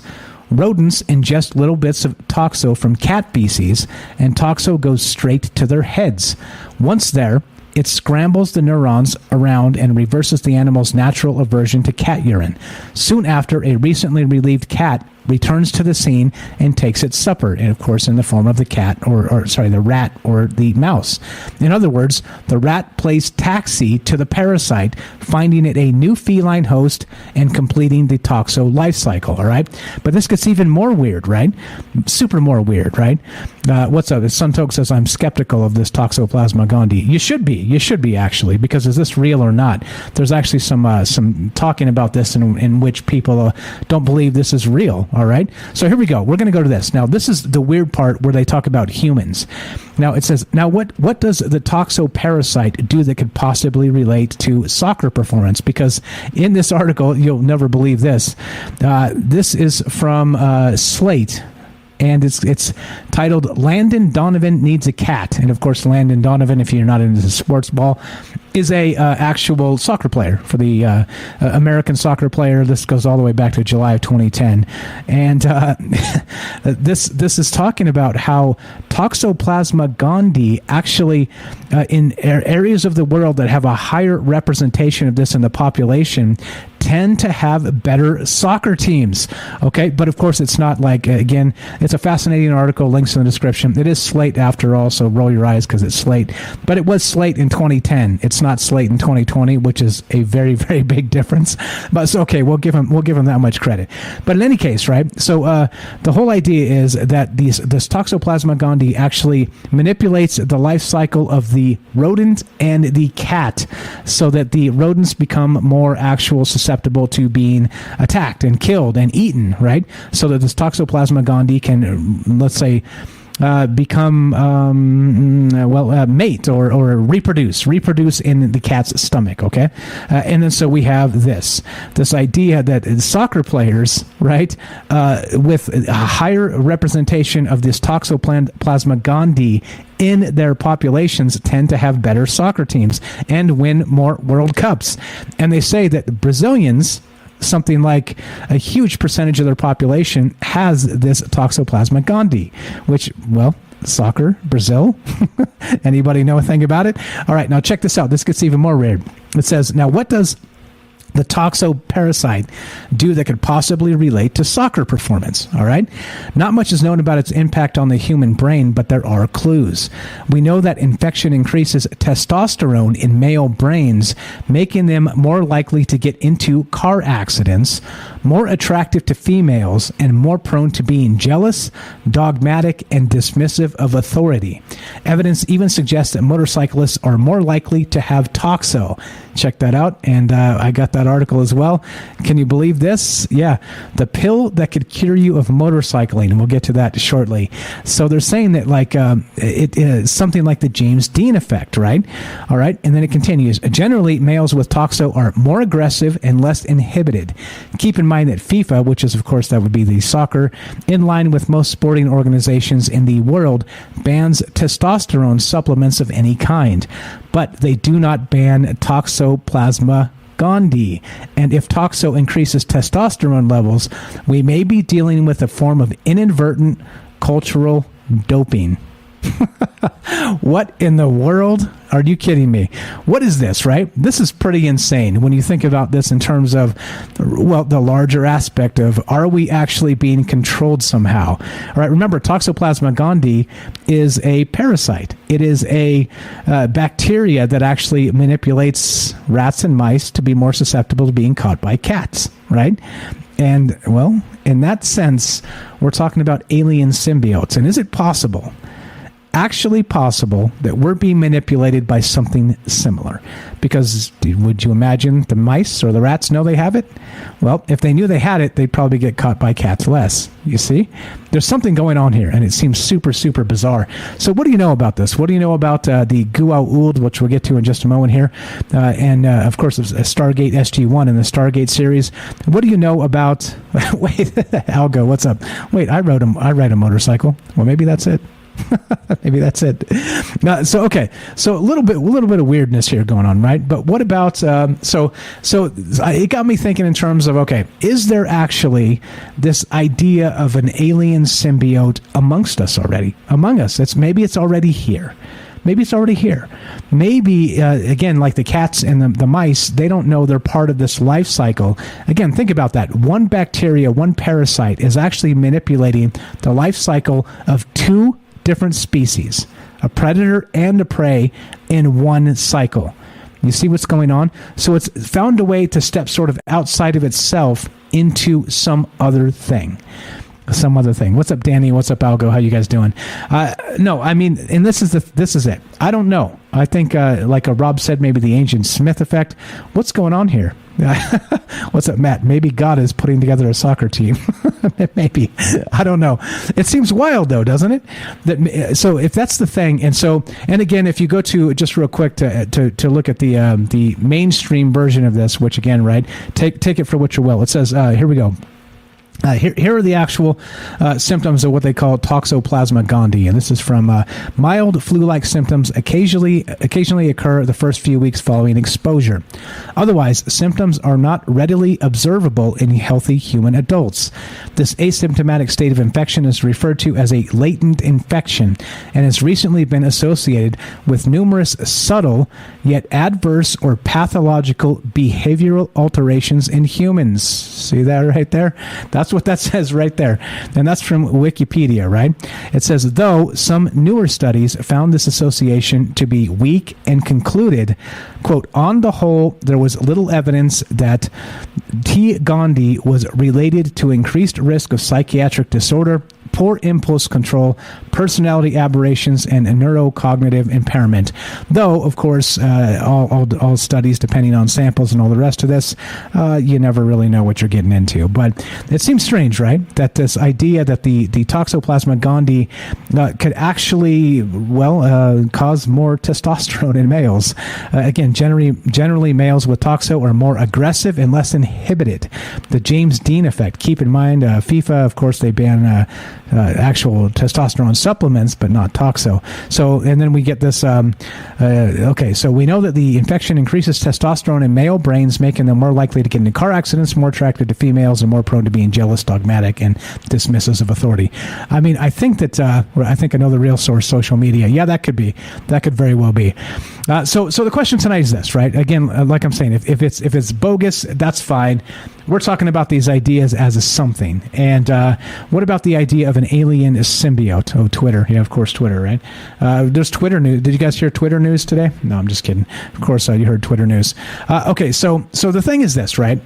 It just sort of leads me into the question of, well, what if in this sense we've got the alien symbiotes as some sort of actual maybe controlling us without us realizing they're controlling us, okay? And again, we've talked about Venom a little bit earlier with James, but what about this idea of like, let's make it a little bit bigger and not just a parasite. Let's look at, let's see, what do we got here? Let's get to the Goa'uld from Stargate SG-1 in that Stargate series, all right? And this is an alien symbiote. And you can see, like over here on the right side, if you're looking on the stream, that's what a Goa'uld looks like, full grown, and it kind of looks like a little snake dragon kind of combination thing that's aquatic until it's not, and then it jumps into the host of a human being, right? So the Goa'uld are a race of symbiotes from the planet P3X888 in the Milky Way galaxy. This, again, is a fiction that's from Stargate, the Stargate universe. It says, most are known to be extremely egomaniacal due to their genetic memory and the adverse mental effects of the sarcophagus technology. Sarcophagus technology, of course, is sort of like a med bed, like an advanced med bed thing that actually makes them crazy, right, as they use it more and more. So here we go, causing them to be parasitic, one-dimensionally, genocidal, and megalomaniacal. For a Goa'uld, gender appears to be a matter of choice or persona and is not always defined by the host, and appear to a certain extent to be able to express and feel love for their mate, or to a lesser extent their children. However, the mating of two Goa'uld creates a harcesis, an individual who through Goa'uld genetic memory possesses all the knowledge of the Goa'uld, the entire race, right? So anyway, so this is fake, of course. This is just from SG-1, the Stargate series, and these parasites. So the question becomes, right, the whole reason we're talking about this is because of this Toxoplasma gondii, all right, and this idea that maybe Harvard scientist Avi Loeb believes an interstellar object crashed into the Pacific Ocean and may contain alien technology. Sort of started this tonight with the idea that Superman in the comics ended up turning into, it would have been exactly like this, right? Like he would have crashed on Earth like a meteor, and his little egg from Krypton, where they actually ended up finding him as a young child. But so the whole point was, imagine if Superman didn't climb out, but these little wormy things climbed out and started trying to find hosts. Yeah. So I don't know. So back to the Goa'uld. Just to recap to let you know how we got here tonight. So there we go. The Goa'uld first arose in the waters. Okay. Blah blah blah. But here's the interesting part about SG-1 that I think is pretty fascinating about that show, is they have these Goa'uld that actually are taking over to humans as hosts. Okay. But then not only that, what they end up doing is they end up posing as gods, because they do have sort of these, sort of a greater, maybe reflexes and like, sort of more like a Akashic record type knowledge, because it ends up being that they do share genetic memory, right, with the entire line of the Goa'uld. So the odd part is that they use sort of that power and knowledge to enslave people. So there are, they say that in this Stargate SG-1 sort of mythology, that they took over individuals back in the day, thousands of years ago, and became ancient Egyptian gods. And they've got Ra, and they've got Anubis, and they've got all kinds of different ones, like some of these old ancients that, well, they say in this series anyway, that they were taken over by aliens and turned into this. So what are your thoughts on this anyway? So like I said, the idea tonight is the alien symbiote. Do you think it's possible that they're already here? Kind of looking at this this whole Toxoplasma gondii, maybe controlling two different life cycles of not just a cat, but also the rodent in the predator-prey cycle. If we have some sort of bacteria that can do both, my question tonight for you is is it possible there's something on Earth that's actually in our mind, in our head, in our heart, or all of the above that turn us into something that we're not? And this, again, Toxoplasma gondii is one example of, again, some say it's real, some say it's not, depends on who you ask, as always, right? But is it possible that maybe we have something inside of us and we end up maybe not becoming or being ourselves as a result of that? So I don't know. I think it's a fascinating thing to think about, because we talk about aliens in terms of the alien invasion and the flying saucers are here, and right, the aliens are coming down and they're going to shoot us with laser guns and this type of thing. The very 1950s Hollywood alien invasion, War of the Worlds sort of situation, right? But what if it's not like that at all? What if it's less War of the Worlds and more X-Files black goo, right? What if it's a little more like this Toxoplasma gondii, which they say, makes better soccer players? And again, I don't know, maybe that's a super stretch, but maybe it's not. Maybe the risk-taking individual or person of that would be whatever it happens to be. So anyway, look and hear your thoughts on this. The alien symbiote, are they already here? 702-957-1037. Let's go to Mike in Colorado. Algorithm, welcome to Troubled Minds, my friend. How are you tonight? Hey, I'm doing good. How are you, sir? I'm doing very well, man. Just crazy stuff per usual. You know me. What's on your mind? You got a take on this? It's an interesting topic. Yeah, totally interesting topic. All those behaviors of toxoplasmosis I kind of resonate with those. But I always just thought it was because I didn't really give a shit. But sorry. You're good. Apologies. You're good. Thought I was in third hour. I'm not. Close enough. The thing I'm wondering though, if maybe it's more an energetic predator. Yeah, like Can I give you an example? Yeah, I said that earlier. More like the Archons, right? I didn't explore that. I just kind of mentioned it in passing, right? Something like that, where there's sort of maybe there's something that's not a physical thing, but it's some sort of energy vampire of sorts, right? Something like that. Yeah, there's an author named Carlos Castaneda, and in one of his books called The Active Side of Infinity, if I can read you a small passage. Sure, of course. Go right ahead. We have a predator that came from the depths of the cosmos and took over the rule of our lives. Human beings are its prisoners. The predator is our lord and master. It has rendered us docile, helpless. If we want to protest, it suppresses our protest. If we want to act independently, it demands that we don't do so. And then it goes on, and it goes down to this other part where the student he's teaching says, how do they do this? And he says, do they whisper that in our ears while we sleep? The teacher says, no, they don't do it that way. That's idiotic. They're infinitely more efficient and organized than that. In order to keep us obedient and meek and weak, the predators engage themselves in a stupendous maneuver. Stupendous, of course, from the point of view of a fighting strategist. A horrendous maneuver from the point of view of those who suffer it. They gave us their mind.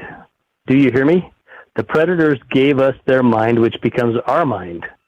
The predator's mind is baroque, contradictory, morose, filled with fear of being discovered any minute now. I know that even though you have never suffered hunger, you have food anxiety, which is none other than the anxiety of the predator who fears that any moment its maneuver is going to be uncovered and food is going to be denied. Through the mind, which after all is their mind, the predators inject into the lives of human beings whatever is convenient for them, and they ensure in this manner, to a degree of security, to act as a buffer against their fear. The sorcerers of ancient Mexico were quite ill at ease with the idea of when the predator made its appearance on Earth. Okay, that's creepy. So it's even more complex than something parasitic or even alien. It's back to the Watchers or back to the Archons, back to something more supernatural than that, right? You know, it might be. And he says, think for a moment and tell me how you would explain the contradictions between the intelligence of man the engineer and the stupidity of his system of beliefs, or the stupidity of his contradictory behavior. Sorcerers believe that the predators have given us our systems of hope and expectations and dreams of success or failure. They have given us covetousness, greed, and cowardice. It is the predator who makes us complacent, routinary, and egomaniacal. So when I look around the world and I see tribal people who don't do the nonsense that so-called civilized or Western people do, I wonder if we are infected by the predator's mind and they are not. Ah. So does that mean all of us, or does that just mean some of us?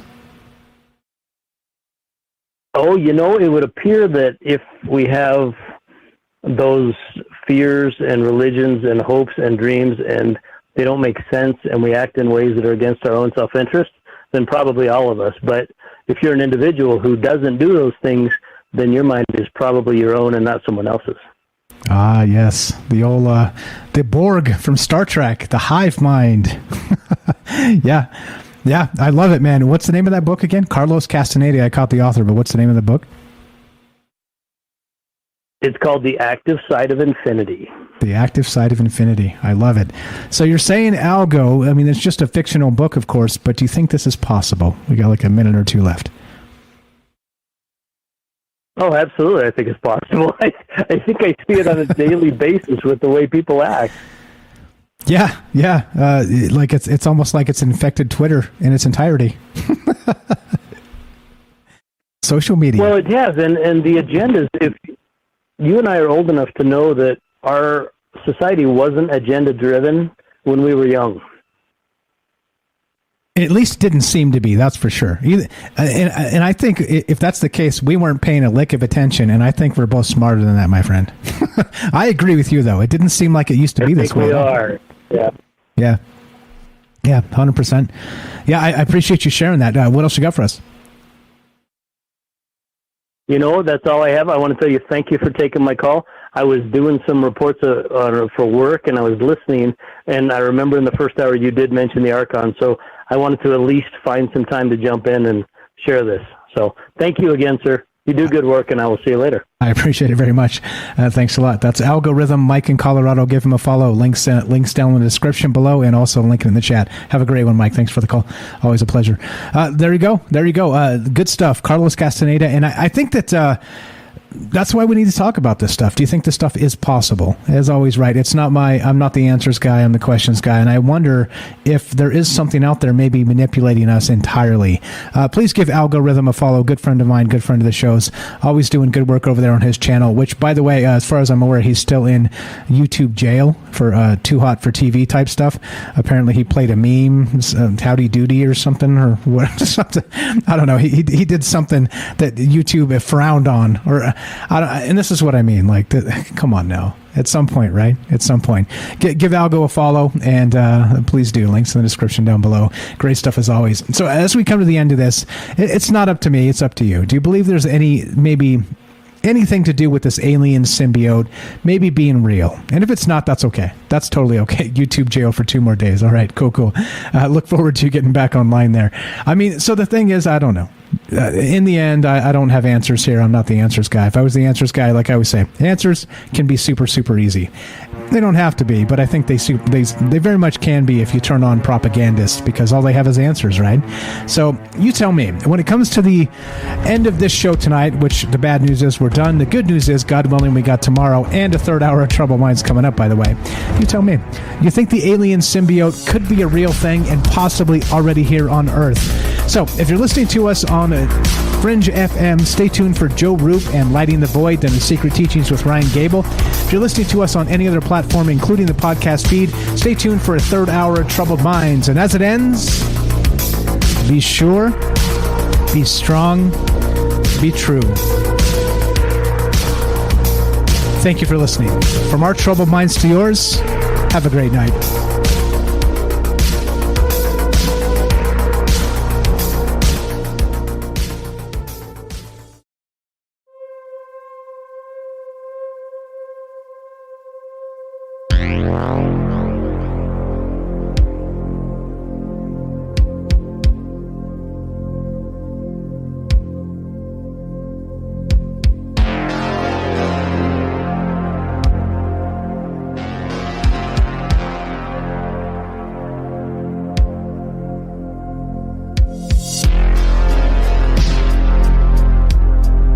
All right, we are now off of the Fringe FM, so we're doing our thing. We're just hanging out and talking about crazy stuff, including, well, the idea of this alien symbiote, a parasite, maybe something that's here on Earth already controlling our minds.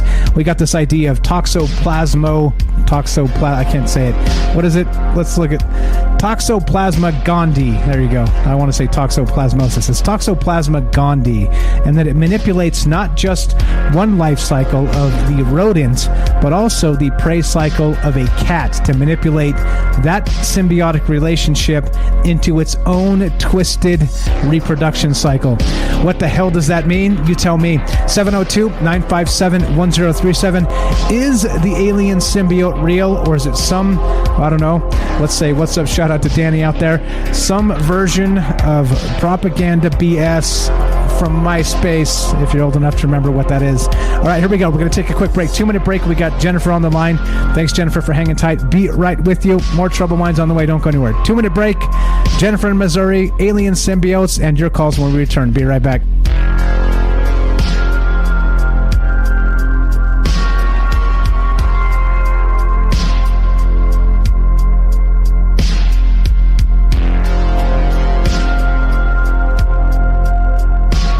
Actually, you know what? What the hell are we doing? I don't need to take a break. You don't need to take a break. Let's just kill it. Jennifer's been waiting a while, trying to dip in here and out, getting cut off and stuff. So let's just skip it. Let's skip this and let's just do it. Let's do it. Forget it. All right. 702-957-1037. Let's go to. I went to go click the Jennifer call, and it dropped. It dropped. All right, there you go. We'll back with her in just a sec. But okay, so you tell me what's up. Algo says, I knew cats were in charge of this place. It kind of feels that way, doesn't it? James was saying that a little bit earlier. Well, no wonder things are weird, like they're weird. Maybe the cats are really in charge. Hey, how about this? What if the actual thing, this Toxoplasma gondii, is actually not just manipulating cats, it's manipulating us, and that's why the ancient Egyptians worshipped cats. Maybe there's something there. Maybe there's something there. 702-957-1037. Let's go to 1 second. It's processing the audio. It's going to go to Jennifer in Missouri. She's calling back right now. Jennifer, you're on Troubled Minds. Go right ahead. How are you tonight? Hey, I'm so sorry. That's okay. It happens. I'm good. I've been running around. Right on. Yeah. So, okay. This is like, when you mentioned that this is what you're going to do, I was really excited because I thought a lot about this, like a couple of years back. And because there's not this new theory about the parasitic mind thing, obviously not. But when I was looking into it, I came across so much stuff that I thought was, like, it's extremely relevant. I mean, of course, we have venom, and I want to get into that.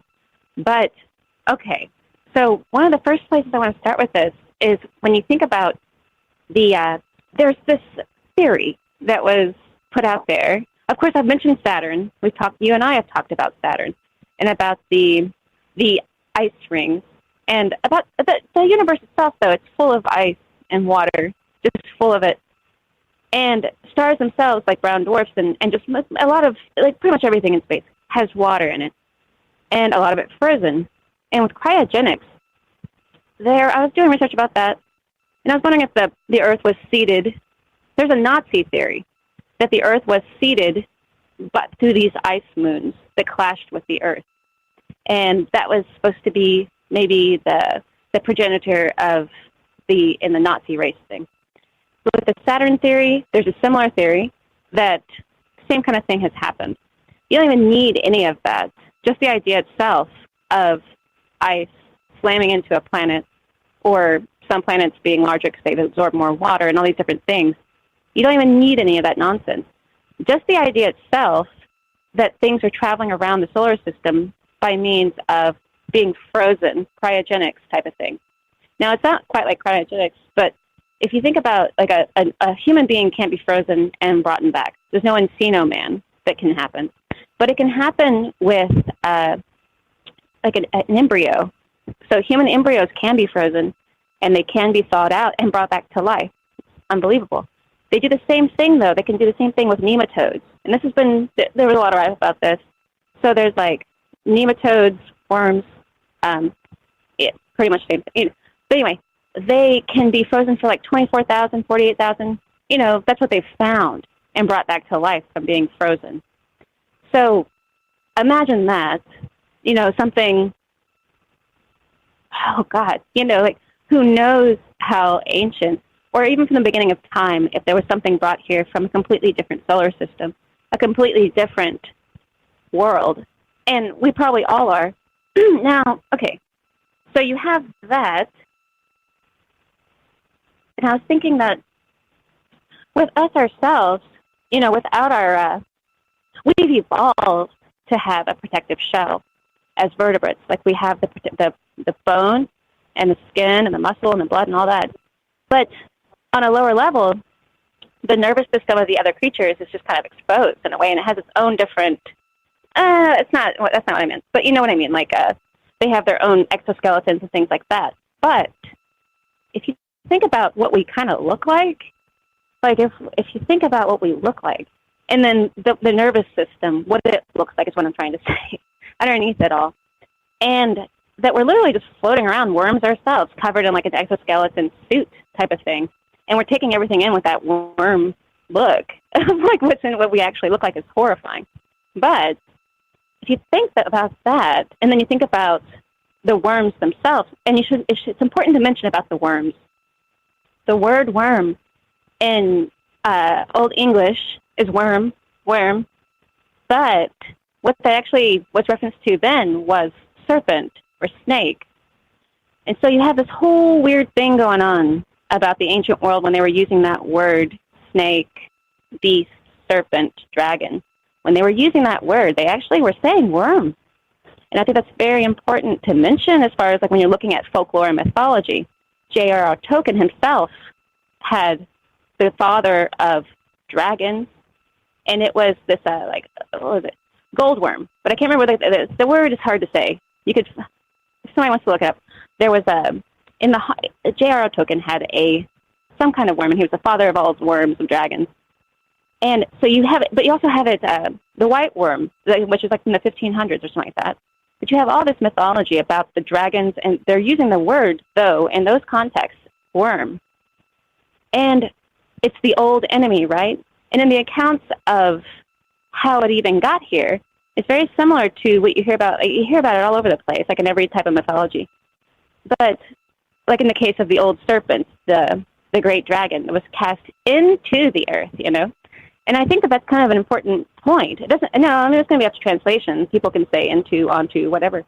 But the idea that it could be down in the earth, and that happens in all the cases of all the stars, the fallen angels and stuff, and they are put into the earth, or onto the earth, or however you want to say it. That's going to be really tricky with all the translation stuff. But what was being carried in the stars, in the ice of the stars, would give a lot of reference to, and these worms are conscious. Like the common earthworm has a type of consciousness to it. It can feel pain. And I think that's really interesting. And if you go into the accounts of what the effects of themselves, if a creature is overtaken by these trematodes or nematodes or whatever, these worms, they almost seem to take on, they take on the consciousness of the parasite, the parasitic worm. And the host becomes the host. And like the Lord of Hosts, there's so much stuff that's just really weird that I thought about this.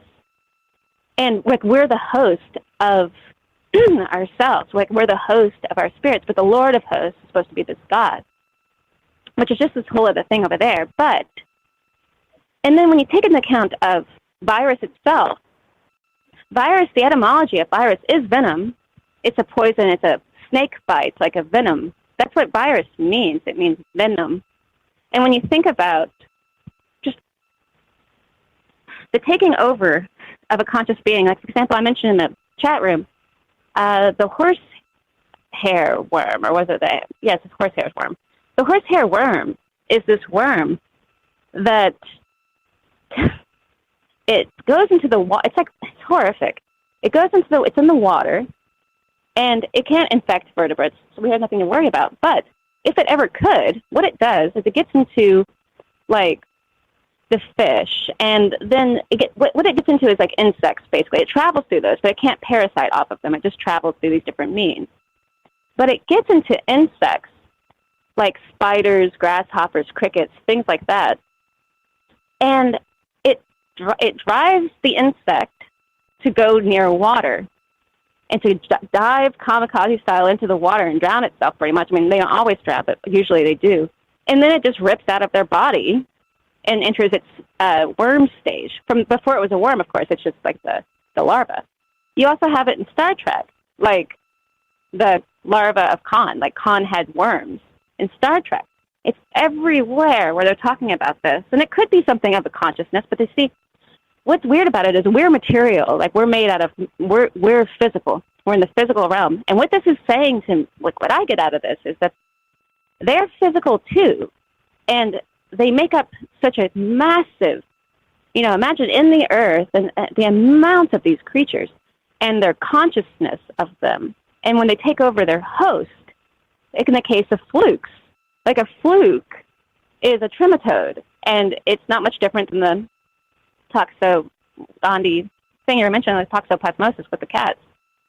When you get flukes, you get the flu, essentially. It takes over your liver. It infects like your liver, and it causes all kinds of diseases, and it weakens you, and it makes you sick. And the name flu comes from these flukes, which has to do with the idea of these parasitic worms. So you get them, and there's some theories out there that you may even sneeze, cough, shake hands when you sneeze into your hand in order to spread the flukes. Like they've been, like when somebody's ever coughed or sneezed and how rude it is, they do it so close to you. What if it's the consciousness of that fluke encouraging the host to spread itself to another being? And then finally, I was going to mention the thing about venom. Like Null was the creator of the symbiotes, and he had control over them, and it was like a hive mind. And then Thor, which is really interesting, the correlation you can draw between Thor and Odin and just all this stuff with all the different mythologies. But anyway, Thor broke control of the symbiotes, and they became free thinking. But the story is creepy because Null existed in the void of space. Then the Celestials created light and life, and he took it as a war. If you think about this ancient war idea, it is war. Like, for example, with the flukes I was mentioning, they actually have a warrior class. They put the worms of the trematodes, they actually class themselves, much like the hive mind of insects, into having a warrior class that goes and fights and kills off other parasitic worms so that they can take over. That's not just a theory. Like that's literally the study of the species. They have a warrior class. Anyway, though, so then they created the Celestials and they created light and life. And he took it as a war, and he killed one of the Celestials and was banished. But he forced hang on a minute. I wrote this down because I wanted to make sure. He forced the symbiotes, the original, he created the first one to be a sword. So if you think about, like, in the case of war, it's all just about which side has more bodies, and the way that these parasitic worms would work. But anyway, though, so the original being was a sword, and that was taken by Gore, which was the God Butcher. And anyway, then he created the symbiotes to control in general. Like he created them just to control them, but then he lost control of them. But he had first realized if he had melded the darkness with his other life forces, other life forms, he could control them. So the idea was, you see, like he took the symbiotes, and if he could get them he could control the symbiotes, he had control over them. This thing that lived in the void had control of them. And then when they went and infected others or broke loose out of, their own sort of control, he could control them through the symbiotes themselves, enforcing his will upon reality, and then work through them. And I think that after that, he lost connection to the symbiotes, but he was imprisoned by them. But that's the premise so far as what I can understand about the symbiotes. And I don't want to spoil the whole story or anything, but still, I thought it was really important to mention that this invisible thing going on between life and death itself, and the battle between. Hey, Mike. I'm here. I'm listening. Just you're on a roll. Hello? Roll. I'm here. Okay, thank God. I was like, oh no. It's actually happened before. What is so bad? I was like, I had to go. Where we disconnected and Jennifer just rambled on for like 3 minutes. I was thinking that. You're good. Yeah. I was like, oh, this would be like the worst time ever, because I'm not going to say all that again. But anyway, though, so like I'll be able to, you know. But so I've thought a lot about this in the past, because okay, John the Baptist in the Bible. Sorry to reference this. I'm not particularly religious in the way you would think about it. I mean, not particularly. I'm just very interested in it.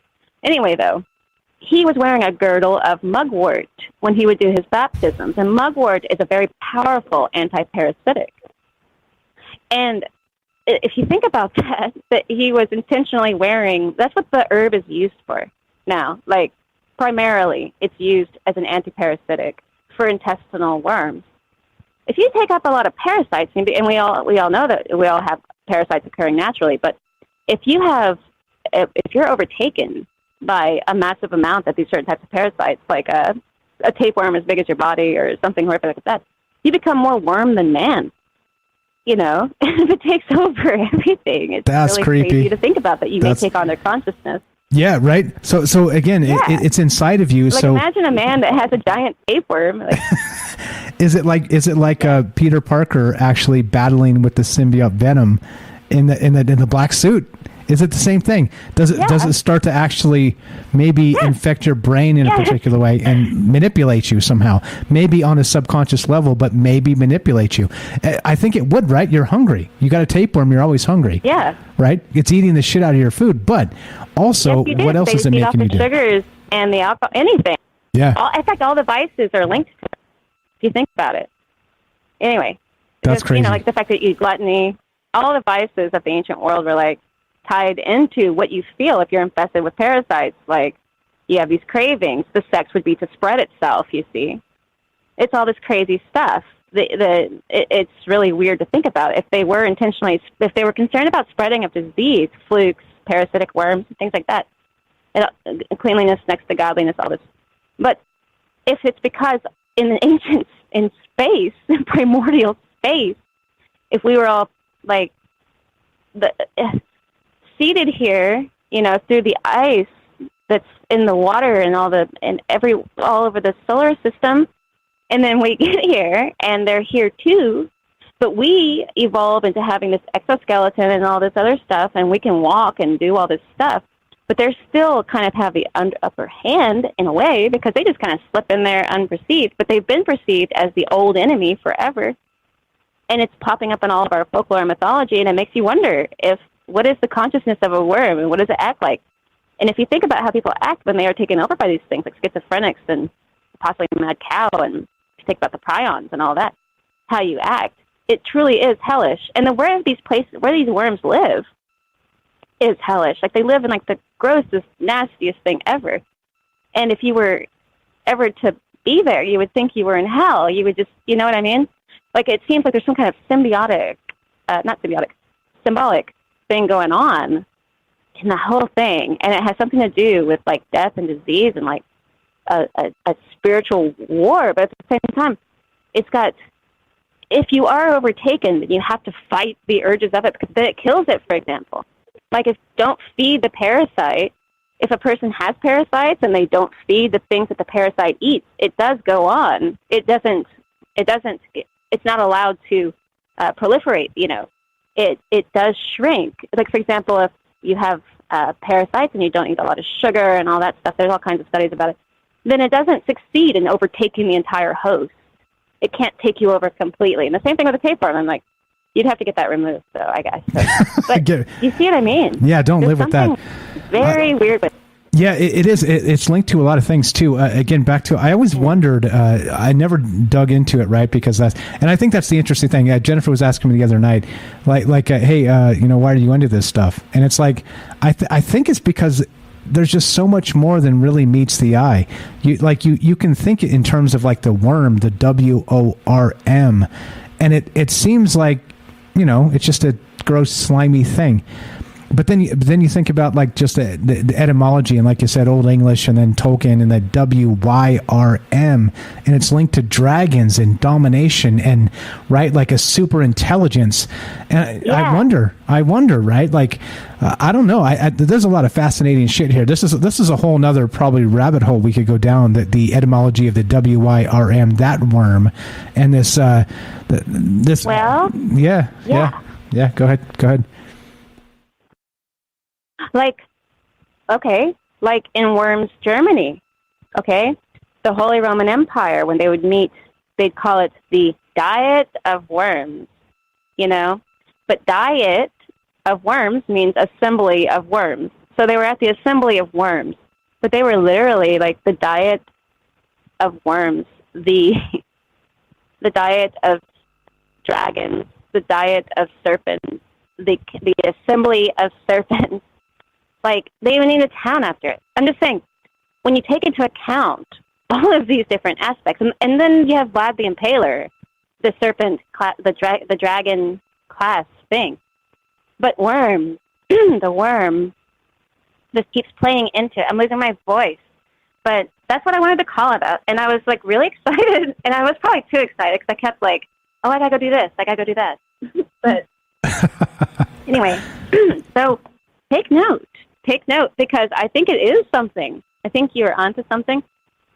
You know, I completely think there could be something to this. I don't know what, but it does look like something to me, too. And not just me or you, but like all mythos and all of the folklore and all of the secret coded language it's referencing to it, you know? Yeah, it could be. It could be all into space, deep into space, and deep into the earth. You know, exactly. Top to bottom. Deal as above, so below. Real quick before you go, Robert over on Rockfin says the menu of the Great Reset is bugs and worms. I love it. Brilliant stuff as always. Yep. Brilliant stuff as always, Jennifer. I appreciate the phone call. Thanks for being patient with the technology. Have a great night. Thanks. You too. There you go. Jennifer has a YouTube channel. Please check it out. Links in the description down below. You can tell Jennifer is absolutely brilliant. I say this all the time, and it's completely true. Go check out her YouTube channel, and you'll find out links in the description down below, and give her a follow. Yeah, I don't know. I think that I always wondered about that. It was one of those, you know how you always like kind of, oh, that's peculiar. I wonder if there's something to that, right? And that's one of them is that WYRM, that old mythological term for a dragon. That's what they called them in like, you know, Old English. And again, Tolkien, the most amazing thing about J.R.R. Tolkien is he was a linguist, and he spoke, you know, like 10 languages or something. And so a lot of the stuff he did in Middle Earth in his fiction is, of course, fiction, but it's based on multiple languages and language roots and bases that go back thousands of years.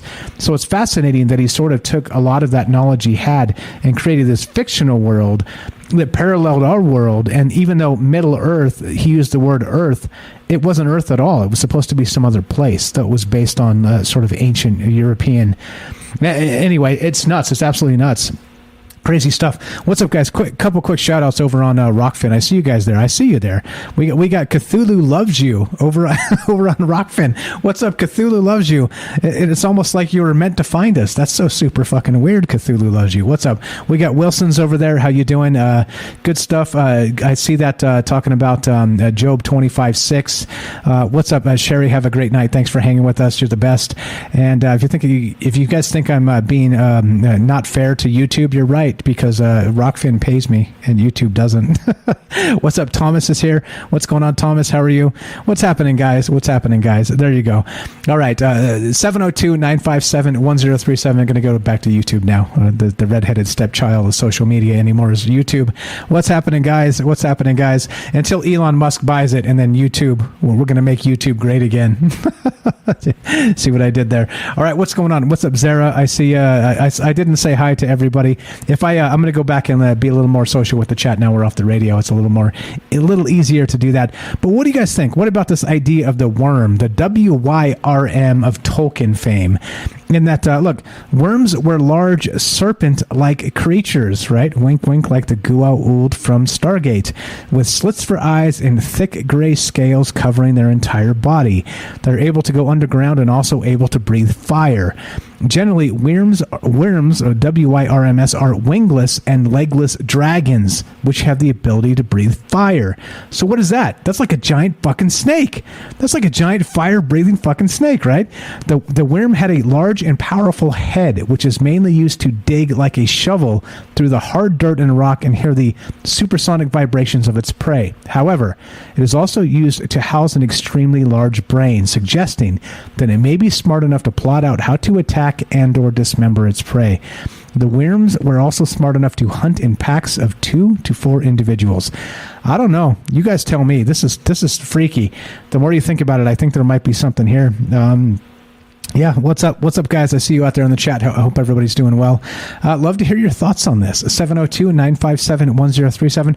What about this idea of the worm, the alien symbiote? Is there something here that's a little more or a little less compelling to you? And that's okay if it's not, because like I said, we always got tomorrow. You can't hit a home run every show, but I do think that the idea of Stargate and that symbiote that kind of gets in like people's guts and takes them over is interesting. It's definitely interesting. What do you guys think? What do you guys think? Let's see. Let me check to make sure everything's fine. We got James in here. James, you still there? And any hot take on what Jennifer said or anything else to add here while we keep on trucking? First of all, great calls, especially that call. There was so much there. Yeah, she was amped up. That was like a whole that right there. It's so crazy. She calls and like it's typical of Jennifer, brilliant and all, to call and turn an entire show on its head and then turn it into a whole other show after she calls. It's nuts. She's got this like uncanny ability to just kind of be tuned into everything all at the same time. It's wild. But yeah, go ahead. Yeah, this is something that kind of struck me earlier, and then it was only reinforced, based on some of what Jennifer was saying. But when you mentioned the way that the whole soccer team, the whole thing with how these things can basically affect, I think it was just males. Was it men, humans? I'm not sure if it was. Yeah, it was just a testosterone boost from these. From the Toxoplasma gondii is the name of the thing. Yeah. Right. Some of the effects of that, they sound like venom. They sound like that personality that it had, at least in the beginning, before it really started to change. It was all about, experiencing things and being in control and, just showing its power, figuring out its powers and showing its powers, and just, it really sounded similar to that. So that was the first thing. I think you're right. That's bizarre, right? Like, and so they say real quick, this thing, we'll get to this in a sec. I'm not going to take James's time here, but this is from motorcyclenews.com. The pill that could cure you of motorcycling, right? There's a new drug called cotrimoxazole that is proven 10 times more effective than previous remedies against the condition toxoplasmosis, a bacterial infection. So they're saying that, like, people that drive motorcycles and have this more aggressive tendency, higher testosterone levels, could be because of this actual worm, or the WYRM, the worm, as Jennifer was saying. That's fucking wild, right? It is. Yeah, and the other thing, she mentioned energy, and this being about energy, and I don't know if you saw the last link I'd shared with you earlier about this other figure in Marvel in the comics. Yeah, I got it. Anti-Venom. Got it. Go right ahead. Link is up. Oh, no. There was another one after that. Oh, did I miss it? Oh, I'll get it. Go ahead. You start. I'll get it. It's mainly in the X-Men comics. It's known as the Shadow King. And the Shadow King. Got it, James. Link is up. Yeah. It's this, basically, it's almost like a psychic version or psionic version of a worm in a way. But because it basically does, it likes to invade and merge as much as possible with people. and feeds on their energy, their basically their psychic energy, or their really their life force in a way as well. And it's just it's one of those enemies that has it's never been completely destroyed. It's like impossible to just destroy it. It can be banished, it can be imprisoned, different situations, but it's never been completely dealt with. Of course, that's part of that stories, but also that's just how powerful it is. Yeah, that's wild. So I'm reading this here. So Shadow King, it says right from the Wikipedia that, of course, the Shadow King under Amal Farouk was his name, is a supervillain appearing in the American comics of Marvel Comics. But check this out. Later, writers established Farouk as the only modern incarnation of an ancient evil entity that has been around since the dawn of humanity, who became one with Farouk when he grew older. So this is like the embodiment of evil. This would be in biblical terms, this would be Satan, right? You can't shake him. He just keeps coming back.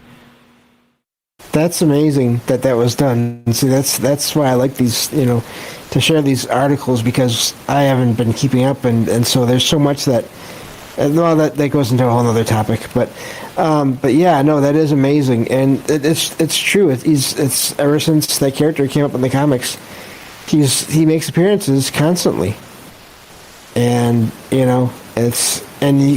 can use and enhance the powers of other people through his own powers.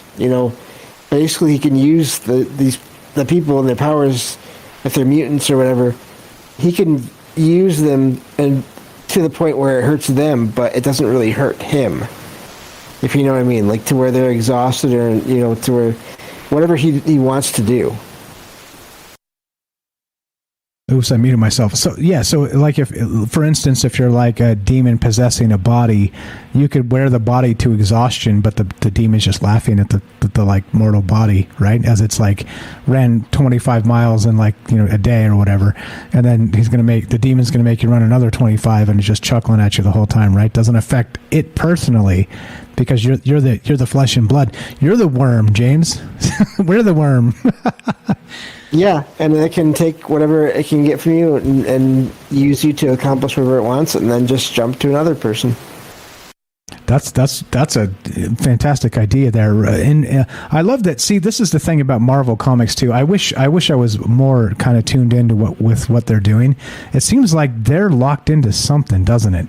It seems like they're, I used to think Thor was goofball, but in this sense of meaning that, like, back in 1989 or 1992 or whatever, like Thor is a superhero to me. It was like, oh really? We're going to make old Norse gods superheroes? This is so stupid, right? But then you look at some of this stuff in that, oddly, right? Again, I'm going to bring this all the way back because I'm ready to blow your mind, James. Is the worms, the Goa'uld in Stargate, actually were embodiments of the ancient gods in the Stargate universe. So they would take over people with this like worm-like, snake-like thing that goes into their body. They have sort of preternatural human abilities and knowledge once they become that symbiosis of those two entities.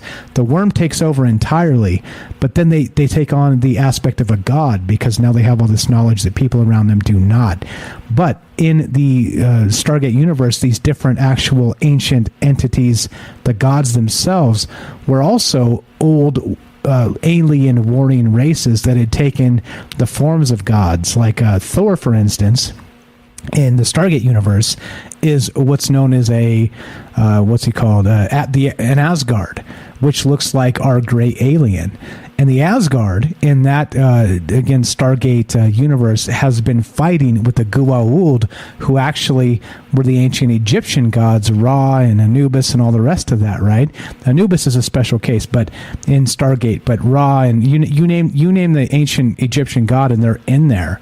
It's crazy. They got Set, they got them all, and so they have like this bizarre, like actual like fighting of these races, these ancient gods that are, aliens. They have nothing to do with people. They're symbiotes, they're worms, they're all the rest of this stuff. Anyway, I hope I brought it all the way back. It's hard to have 10 concepts and bring it all the way back. But I hope you got what I was saying there. No, yeah, definitely, and you know, I used to kind of think the same about the whole. And in Marvel, they're Thor and all of the people from his realm. That realm is called Asgard. Yeah. Of the Asgard, exactly. Yep. Right. Yeah. Yes, indeed. Yes, indeed. But I used to think that, you know, kind of a similar thing. Like, okay, they're using Norse mythology, but then, you know, eventually I learned they didn't just use. Marvel has over the years has brought in characters, you know, basically ancient mythological figures and gods, you know, by the mythology's own words, gods. They basically incorporated some of those into Marvel, into the comics. There's even Greek and Roman gods who have made appearances, and even Egyptian, I believe, here and there. So that's all been incorporated into you know. So it does seem weird if you just see the one character in it, but then yeah, you know, it's all seems to be connected. Another thing too, real quick, is that I think it is also there's another kind of maybe like a symbiosis in that.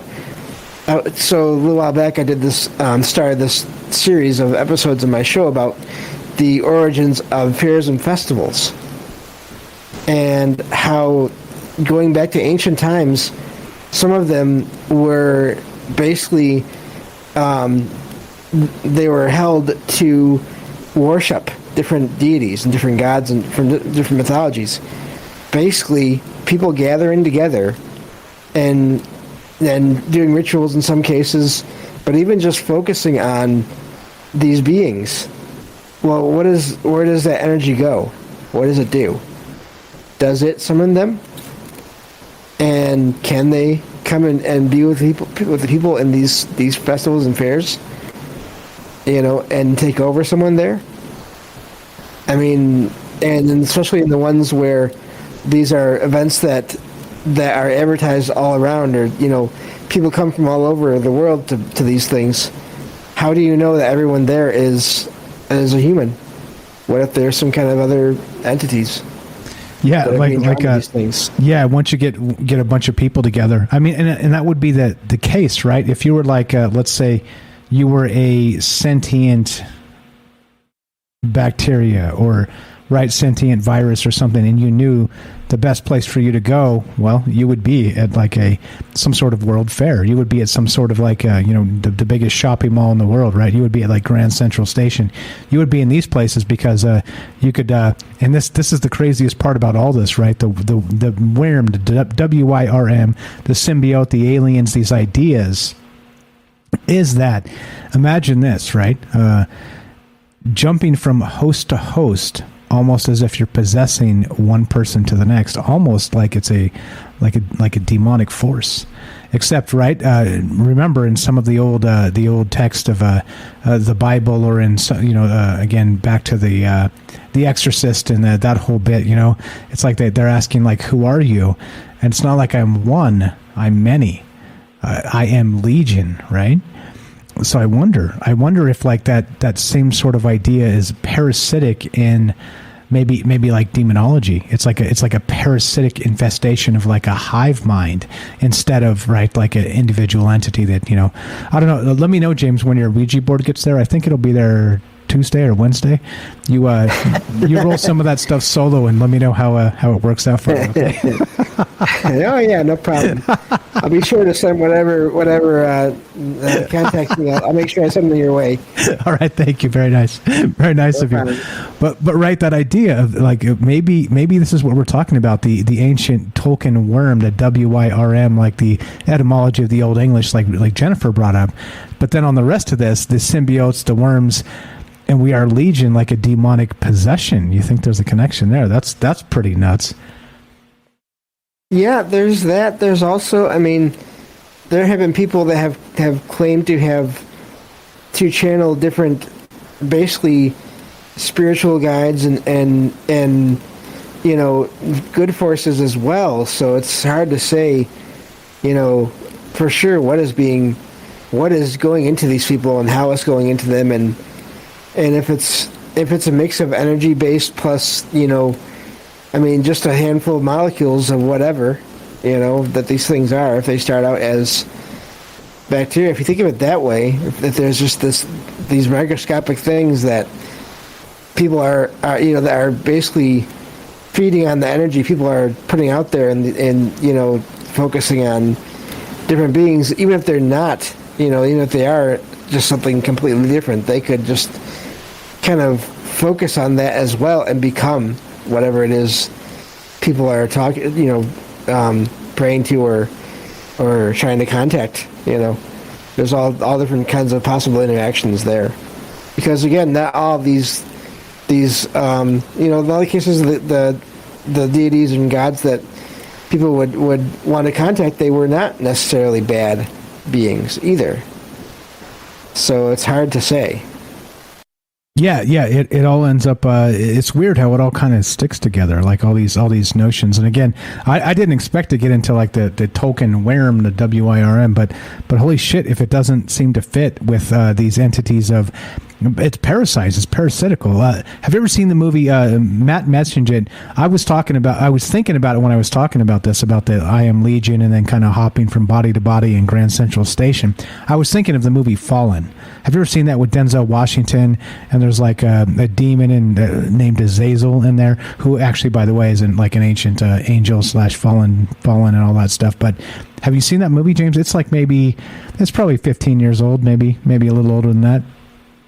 I feel like I caught parts of it. Is that the one where the one that is basically possessed will sing, and I won't do it, but will sing part of a Rolling Stones song? That's the one. That's the one, James. Okay. Yes, that's the one, and that's how they knew it. I love that touch. I remember that much. I love that. It was good. It was good. I went and saw that in the theater with my sister back in the day, and it was good. It was subtle. It was the Azazel was the real name, and so basically the premise of the movie is that this ancient demon or devil of the past was basically just sort of always causing strife in the world and jumping from body to body, and all the individual needed to do from one body to the next was touch somebody, and the demon or devil could pass into the next. And man, that was a good movie. It was subtle, it was understated, and it was a little spooky, like the Rolling Stones. So what was the song? You remember the song? I can't remember the song. Well, I remember the phrase. What was the phrase? What was it? It was, time is on my side. Yes, that's right. Yeah. That's right. So this demon Azazel would actually basically be taunting the police officer as so the demon's jumping from body to body, different individuals, and murdering people. But then once they find the person that committed the murder, they have no knowledge that they even committed the murder because the demon has jumped. But the demon is harassing the cop that's chasing these murders as like a serial killer because they keep happening in a particular way that makes it look that way. But the demon, Azazel, is now in another body at the crime scene watching Denzel, who's the cop. It's a good, if you've never seen that, it's a good one. And like way back to the day I saw with my sister in the theater, was great. I thought it was pretty good. When we left, my sister was like, "Where's the fire and the brimstone?" She's like, "I wanted the fire and the brimstone." It's kind of there. It's just subtle. Yeah. Time is on my side, because I won't spoil it for you, but well, I'm not going to say anymore. It's a good one if you've never seen it. It's an old movie. No spoiling old movies. I mean, you can do that, but yeah, it was a 90s flick, Matt. Go ahead, Matt. Yeah, sorry. That's funny, because one thing that, if you look into any kind of accounts of paranormal happenings, experiences, a lot of it comes back to that. It's not usually the way you see in Hollywood, in most Hollywood movies. That movie is an exception because of that. It's usually more subtle. It's usually not a big, fire and brimstone and physical things flying around. It's not like you usually see in most movies or TV shows about the paranormal. It's going to be subtle. So I like that about that. Yeah, it was good. It had John Goodman in there. It had Denzel Washington, and yeah, it was a lot. It was a, I don't know, man, and it makes you wonder, right? So now we're talking about alien symbiotes, right? And like actually this idea of this toxoplasma. Well, I gotta look it up. Toxoplasma gondii. So at what point does it become not not like a I Am Legion sort of like worms in the ground, but like I Am Legion worms in your head. Huh. Well, and if you think of the way that transfer happened in that movie, by touch. If you're microscopic or whatever, if you can be microscopic, if you can just be a couple of cells, somehow transferring from one to another. On the wind. The wind. Yeah. Yep. What's up, Zen? When I see you out there in the chat, what's going on? Yeah. Matt's got it right. Time is on my side. Yes, it is. Yeah. If you've never seen that, go watch it. It's spooky. If you've never seen Fallen with Denzel, that old 90s flick. Very, very good. I don't know. I think here's where we're at. You guys tell me this idea of the alien symbiote. We're here with James of Salcedo Paranormal. Again, look, he's my bro. I'm like, hey, somebody call me. And nobody's here, but James is like, hey, what's up? I'm here with new ideas and new concepts. Okay, James, real quick, I'm going to run you through this super fast. This is from Motorcycle News, and this is all the way back in June of 2010, right? It seems like a lot of this news came out around 2010 with this idea of the Toxoplasma gondii and actually being able to cause people with like a high risk sort of, a higher testosterone, like very much like these mice that are getting eaten by the cats, right? Now this is the crazy thing here. They're saying there's a pill that could cure this. Toxoplasma is a parasite scientists have recently observed makes infected rats appear to want to get closer to their chief predator, cats. Infected rodents become sexually attracted to cat urine. Oh, that's even worse. That's even worse than we read before. And take uncharacteristic risks in the presence of their feline nemesis. The behavior change is believed to be driven by the infection's desire to be passed up the food chain. Dr. Zapolsky goes on to say that motorcyclists have a high probability of being infected with toxoplasmosis, and that infected people are 3 to 4 times more likely to be killed in car accidents involving reckless speeding, suggesting the condition is key to our appetite for speed and risk. Sapolsky says, quote, "What is the bottom line on this? Well, it depends. If you want to overcome some of your inhibitions, Toxo might be a very good thing to have in your system." What do you think, James? We feed you some worms before we take you into the car in the field? No. No. Come on. My mom always used to say, shout out to Mama Strange out there. She always used to say, she said Eeyore was her favorite Pooh character. Nobody likes me. Everybody hates me. I think I'll eat some worms. Well, let's not eat some worms, James. Yeah, no, thank you. Yeah, no, thanks. What about that motorcycle thing? That's nuts, right? Holy shit. That is. Just the whole idea of something that is able to manipulate multiple species to get what it wants. It's just that's some kind of, I don't know, that's some kind of intelligence right there, it seems. What kind, I don't know, but that's like planning almost. Yeah, that can't be accidental, right? So, like, we can only reproduce in the gut of a cat. So what we'll do is we'll manipulate mice to go get eaten by cats, and then poo out the stuff that the mice nibble on. They become emboldened and sexually attracted even to the smell of cat urine, and then get eaten by more cats. Man, if that isn't like the most sinister shit you've ever heard, I'm not sure what is. That's nuts. That's nuts. Synchro's in the chat. What's up? Zenwen says we got some synchros here. Just watched Fallen again 2 weeks later. 2 weeks ago. Oh shit. Fallen's a good one. If you haven't seen it. What else? Something about worshipping cats, and yeah, there you go. What's up, PayPal? Hi, Mama Strange. She's my favorite character as well. There we go. Yeah. Shout out to Mama Strange. She's always listening to Troubled Minds, and she knows a lot of you guys. She's always asking me about how's James, or how's Rohan, or how's this person, how's that person. So shout out to Mama Strange. I love you. We love you. Thanks for all the support. You're the best. I'm not here without Mama Strange, so thank you for that. Triple thank you for that. So I don't know, James. We got a few minutes left. Also, for you guys, if you want, you got comments on this, 702-957-1037. James, as always, dipping in here and saving my ass like he always does on a nightly basis. James, I can't put into words, my friend, how great you've been to me in this show. What about, I don't know, what else you got? What other ideas maybe in the periphery here, or maybe not? Maybe what do you want to hear on future shows, or tomorrow or the next day or whatever? I don't know. You tell me, brother. Yeah, no, this has been a great topic, great calls. As some people know, I haven't really been in the chat like I used to, but I'm always listening, and it's been great hearing you all. But no, this has been a great topic.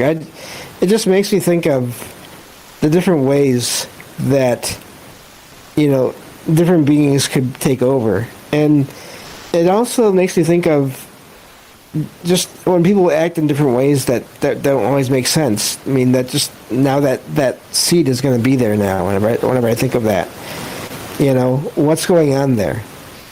Is it some kind of a worm of one kind? What kind of worm is it? Is it a physical worm? Is it because getting back to that Shadow King idea, even if it's not like there isn't anything like that directly, you still hear stories about people who their personality changes for a brief time, and it only happens once, and then they go back to normal, and it seems like they have been, even if it's just briefly, taken over. And in some cases, it's more of like a loved one that has been coming back to say hello again. But in other cases, they're just in an area that they've never been before, and they have they start acting differently. And I used to always think of things more in terms of ghosts being spirits of people that have passed on. But what if it's something else? Some other kind of energy-based being, some kind of a smaller version or lesser version of that kind of Shadow King idea. Yeah, agreed. Let's go on to this next thing, and then we'll finish this up. Check this out. This is nuts. This is from that Motorcycle News article back in 2010. This is the quote from that Dr. Sapolsky. He says this: "You want to know something utterly terrifying? The U.S. military is interested in toxo, and I would think they would be intrigued studying a parasite that makes mammals perhaps do things that everything in their fiber normally tells them not to, because it's dangerous and ridiculous and stupid, and don't do it. Worldwide toxoplasmosis, which is picked up from a cat or rodent feces and generally goes untreated, is one of humanity's most prevalent infections, but the variances are interesting. For example, Britain has a toxoplasma infection rate of 6.6. That's Britain. While in bike-loving France, it's 45%. Road deaths are also 68% higher in France than in the UK. And I know, right? Correlation, causation, and all the rest of that shit. There's a whole, one thing doesn't mean another thing entirely, but that's a big fucking number, isn't it? And more terrifying is the U.S. military is interested. Does this get into super soldier territory? What the fuck is this? Seems like it. I mean, there's been reports of different governments, and not just here, but just around the world, doing experiments on its own citizens for going back quite a ways, really. So that doesn't surprise me a lot. Yeah. Well, I mean, that's what they did, right? Like back in World War II, Hitler hopped up the dickwads of his army on meth or something, right? Now we're just like, why don't you just snort these worms? Like, what the hell? Yeah, that's messed up. But yeah, it's just, I mean, you know that there's people scientists that are working on all different ideas all the time, and some are going to be working, for militaries, and so who knows? That's a scary thought. Who knows what is being given to people out there, who then have to go out and do unpleasant things. Indeed. I'm reading the chat. There's some chat that's super funny that I'm not gonna I'm not going to repeat. I'm not going to repeat. No, I mean, I don't know. Like, it is. I think the sickest part of all this is think of like a parasite, right? Like we're talking parasite, like literally. Basically, you just can't see the things, and they are manipulating, like James said, two species into this locked-in cycle to help itself reproduce. Now, if you can do this, think about that, right? And this is it might be causation, correlation. It might not even be a thing, all right? But also, imagine if you can do that sort of through an evolutionary basis or some sort of altered intelligence that we don't even understand yet, viruses, bacteria, and all the rest of this. You got to think it can't be by accident, right? I mean, I think that's the creepiest part of all this. It's like, oh yeah, I'm sure this just happened by accident, right? I mean, holy fuck, how many times you got to fail before you like change like the actual neural pathways of a rodent to make him like want to get near cats? You know, like that's it doesn't seem sustainable, let's say. Even if there's like, you know, trillions of you in bacterial form, I don't know, man. That's creepy. That right there is just gives me the heebie-jeebies thinking about that. I don't know. Yeah, and there's that, but then there's also, if you think about it this way, you know, I'm sure these are more, let's say, like the outdoor cats and mice than like, because like I have a cat and she doesn't go anywhere. She's an indoor cat, but if you think of just cats and rodents that are out there in the open, and again, not to be too grisly, but eventually they die. Well, do some of these things, some of these worms, go back into the ground again. To me, the whole idea of these things getting together in the ground and they're just being, who knows what kind of intelligence is in the ground that isn't even, you know, that's not even counting or saying it's like the intelligence or the consciousness of the world. That's a separate one that can also still be in the ground and growing and making more plans to do who knows what else besides the whole thing with the cats and the mice. The old as above, so below, right? And so below would definitely be the ground and the worms. I don't know, man. This is a little bit fucked up in that if we think that's again, if it's a thing, if it's not a thing, if we get these cats being more emboldened, or sorry, the rats more to the cats, and they die as a result, what are they using against us to make us maybe be more emboldened in, I don't know, particular ways?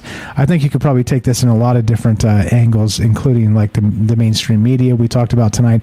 I thought about doing that, kind of tying in that Brian Stelter on the news show today, where he's like rambling on about how he's got that professor on that's like, all the social media is the downfall of the thing, and this is why the last 10 years has been really terrible, because all the people are being able to talk to each other, and because they, you know, I'm misrepresenting him and caricaturing him, because clearly and obviously they're missing the forest for the trees. Is that, hey, you realize why people are radicalized and can't think in more than like two terms anymore is because of you, fucking Brian Stelter on CNN, and because of Sean Hannity on Fox News and people like that, right? That's why that's the whole point. And so, as smart as these fucking professors are, they can't really they can put 2 and 2 together and equal 5, but they can't put 2 and 2 together and equal 4 and realize that the individuals they're talking to on these news stations are literally part of the problem, in that they're brainwashing the masses to think in only binary terms, intentionally.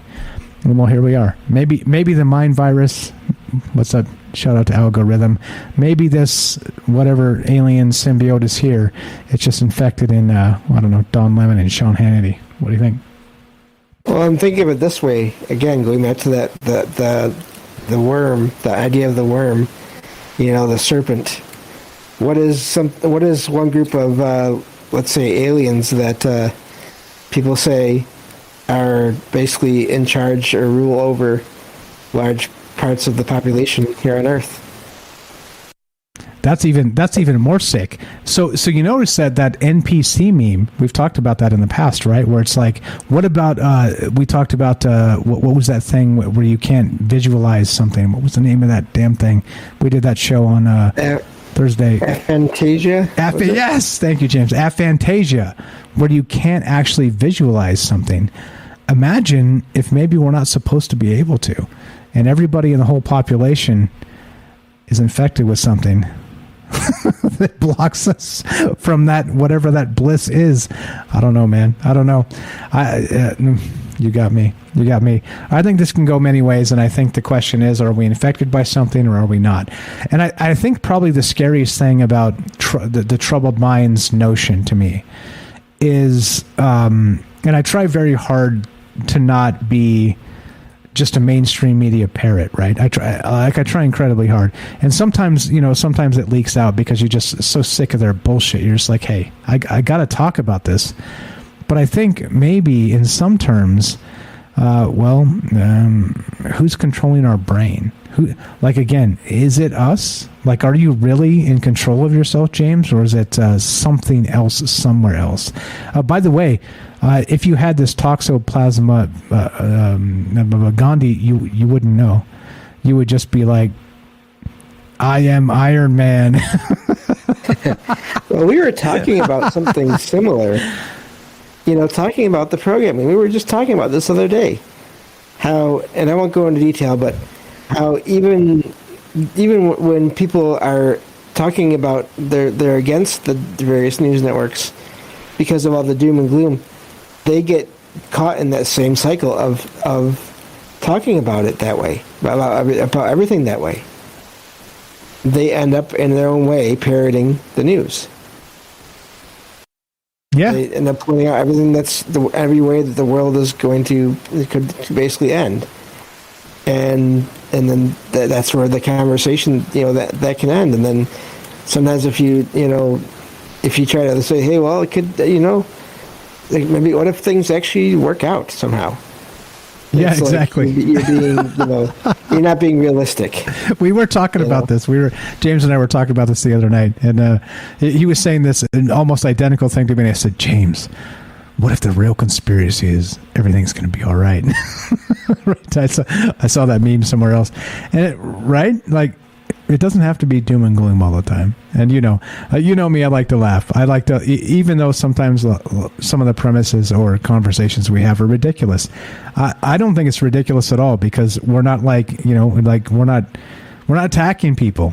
We're talking about concepts and ideas and sort of the larger, let's say even globally or even galactically. I mean, come at me, bro. Come at me, bro. Bring the galactic aliens, James. I'm ready to go. I'm ready to throw down. Are you on my side? Let's do this. Are you with me or are you against me, James? There's the propaganda. I'm with you. There you go. But that's the, again, what does that sound like? That sounds like a worm. That whole circle I just mentioned, in a way. That's like a kind of almost like a, here's one. A thought worm. Yeah, the mind virus. That's what Algo always says. The mind virus. Yeah, like a thought worm. That's exactly it. I mean, this is really super strange when you start looking at a lot of this stuff. Like you see, like these lots of links in the description, guys. Where I was looking into this stuff tonight. 17 volunteers let this worm live inside them to help defeat a dangerous disease. Right? Like there's if you just ate breakfast or whatever, don't look at these photographs. But I mean, this stuff is inside of us. Many of us, maybe me too, right? Like I don't have a tapeworm, I'm pretty sure, because I'm not constantly hungry. But I did know. So, do you ever know anybody with a tapeworm, James? You ever heard of this? Where you're just like constantly eating?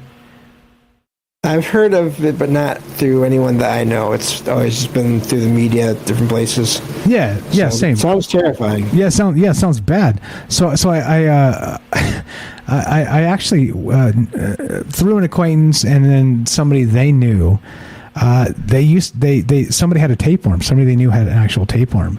And it was just like eating all the food that they were just pounding down, right? And they were always hungry. So they were like just constantly eating, but they were always super skinny, right? And so the reason, obviously, is because this tapeworm kept growing larger and larger and just eating more and more. Yeah, isn't that sick? And so they were fighting this tapeworm inside of their own body for the nutrients they were eating. And the more they ate, the bigger this thing became, and the person was still skinny as a rail. And then this person got used to eating so much that when they finally were diagnosed with, oh shit, went to the doctor, you've got a tapeworm, and this thing's like 6 meters long or whatever, coiled up in your guts, right? Or I'm probably exaggerating, but right. But the point is, they treated it, and the tapeworm passed, and I'm not going to tell you how because it's going to give you nightmares. I think I have an idea based on that. Yeah. But then the person, the acquaintance that knew this other person, said that the person they knew that was super skinny and always eating got instantly fat. They instantly just like blew up because they were just like in the habit of like eating immense amounts of food. Geez. Yeah, right? I mean, look, if that isn't like a manipulation of what the human like experience is, I don't know what is. That's sick. So that's a first-hand account, third-hand account from people, somebody I know that knew somebody that this happened to. And I mean, think about that. There's forces around us all the time that are influencing the things we do and want. And how much are we locked into exactly what those things are?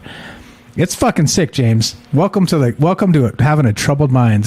Troubled mind. But it is this whole conversation. It went so many different ways that I'm really glad, despite some of the grossness, I really had fun with this show tonight. Yes, indeed. Again, special thanks to James here, my good friend of mine. Of course, as always, everybody knows this, but he's doing good work over there on Salcedo Paranormal. Check it out. He's got a podcast. He goes 5 nights a week. You can find him. Link is in the description below. Also, all the amazing people that contribute to the show on the regular basis. Links down below. And please give all of them a follow, especially James.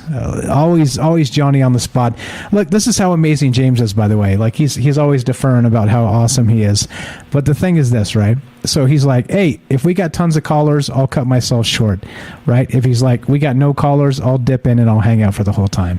And James is that flexible. He's that great of a human being, and he just loves troubled minds and the concept, and he loves being here. And, well, I'm going to say he almost likes me.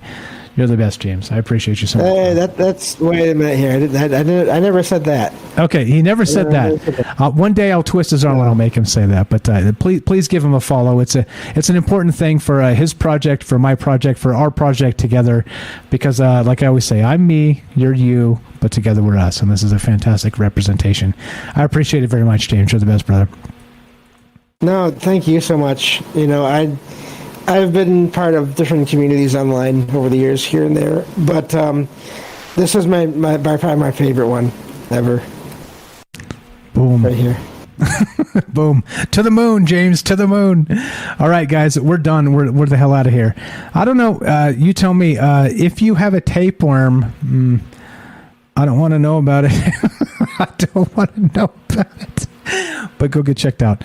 I don't know. It's one of those things, right? Like if you find yourself constantly eating and you can't gain weight, there you go. I mean, in the Western world, it's super rare. But like if you eat undercooked pork, that could do it. That could do it, right? I don't know. Creepy. Tell me, James. You don't want a tapeworm? That's not your thing. You're not into that? No, thank you. That's not hot. That's so hot. All right. Apparently not. All right, let's get the fuck out of here. All right, here's the deal, right? We're rolling. We're getting the hell out. I'm going to play the music, James. You got anything for us for a James Tro, or am I solo? If I'm solo, it's totally fine because you bailed me out for the last 45 minutes. Yeah, you're solo. I didn't think to get a quote before I got here. Sit down, Mike, and shut up. You're solo. I appreciate it, James. You're the best, brother. Salcedo Paranormal. Links in the description. Give my friend a follow. You guys know James is a brilliant dude. And again, slinging the synchronicities. Robert says, I listen to James's archived podcast almost every afternoon. That's very kind of you. Thank you for that. Spread the word. Spread the word. Again, it's a community. It's not about one person. You notice, right? Like I said, look, I'm one person, and I get a lot of credit from a lot of people, and I'm very appreciative. But I have to say, I'm just me. Imagine if it was just me. I'm mumbling in the corner in the room to myself. The second we add everybody else to this mix, this whole thing changes in a very magical way. So just remember, you guys are part of this. This is the whole reason this is successful. It's the whole reason it's exhilarating. It's the whole reason we get together and talk about these things. If nobody called me, I'd have quit a long time ago. Been like, fuck it, I'm out. I'm going to go watch baseball and drink beer on the couch. Well, not so much anymore. By the way, did the A's win tonight? Oh, that's right. They're not even playing. Anyway, let's get the hell out of here. And Robert adds, and I'm really enjoying his books. Real quick, James, plug your books. Where do we find your books? Go to Amazon.com, look for James Salcido, Salsido. There you go. Go check it out. Thank you very much for being part of this, James. You're the best. Thanks for giving support to James, for support to the show. If you want to help troubled minds, hey, spread the word. Spread the word. That's the easiest and most helpful way. People need to know that something's going on that's, well, not like everything else. I pride myself and this show in not being like everybody else. Hey, I could do the UFO circle jerk, and I could get, whoever the fuck on and be like, oh, let's do an interview and talk about what you think about UFOs. But how compelling is that? Every other motherfucker out there does this. Why do I want to do this? It's a battle inside me. It's the easy way to success, but I'm just... Anyway, as we finish, a few other ways to help. You can sub up on Patreon. You can sub up on Rockfin. Patreon, Rockfin. You can sub up on Twitch. Troubledfans.com. Troubledfans.com is the official merch website. You can find all the Troubled Minds gear there. More's going up on a weekly basis, and there's hats, there's a shirt now, there's a mouse pad, there's stickers, there's all kinds of shit up there, and more stuff coming. If you got requests about what you want, we got Synchro Mystic t-shirts coming, we got Semi-Pro Conspiracy Theorist t-shirts coming. More importantly, I can't thank you all enough for spending your time and energy here. It means a lot to me. In that, well, you could be doing 10 billion other things right now, but you're here. So thank you so much for that. And as we finish, we're done for tonight, but God willing, we've got tomorrow. Be sure, be strong, be true. Thank you for listening. From our troubled minds to yours, have a great night.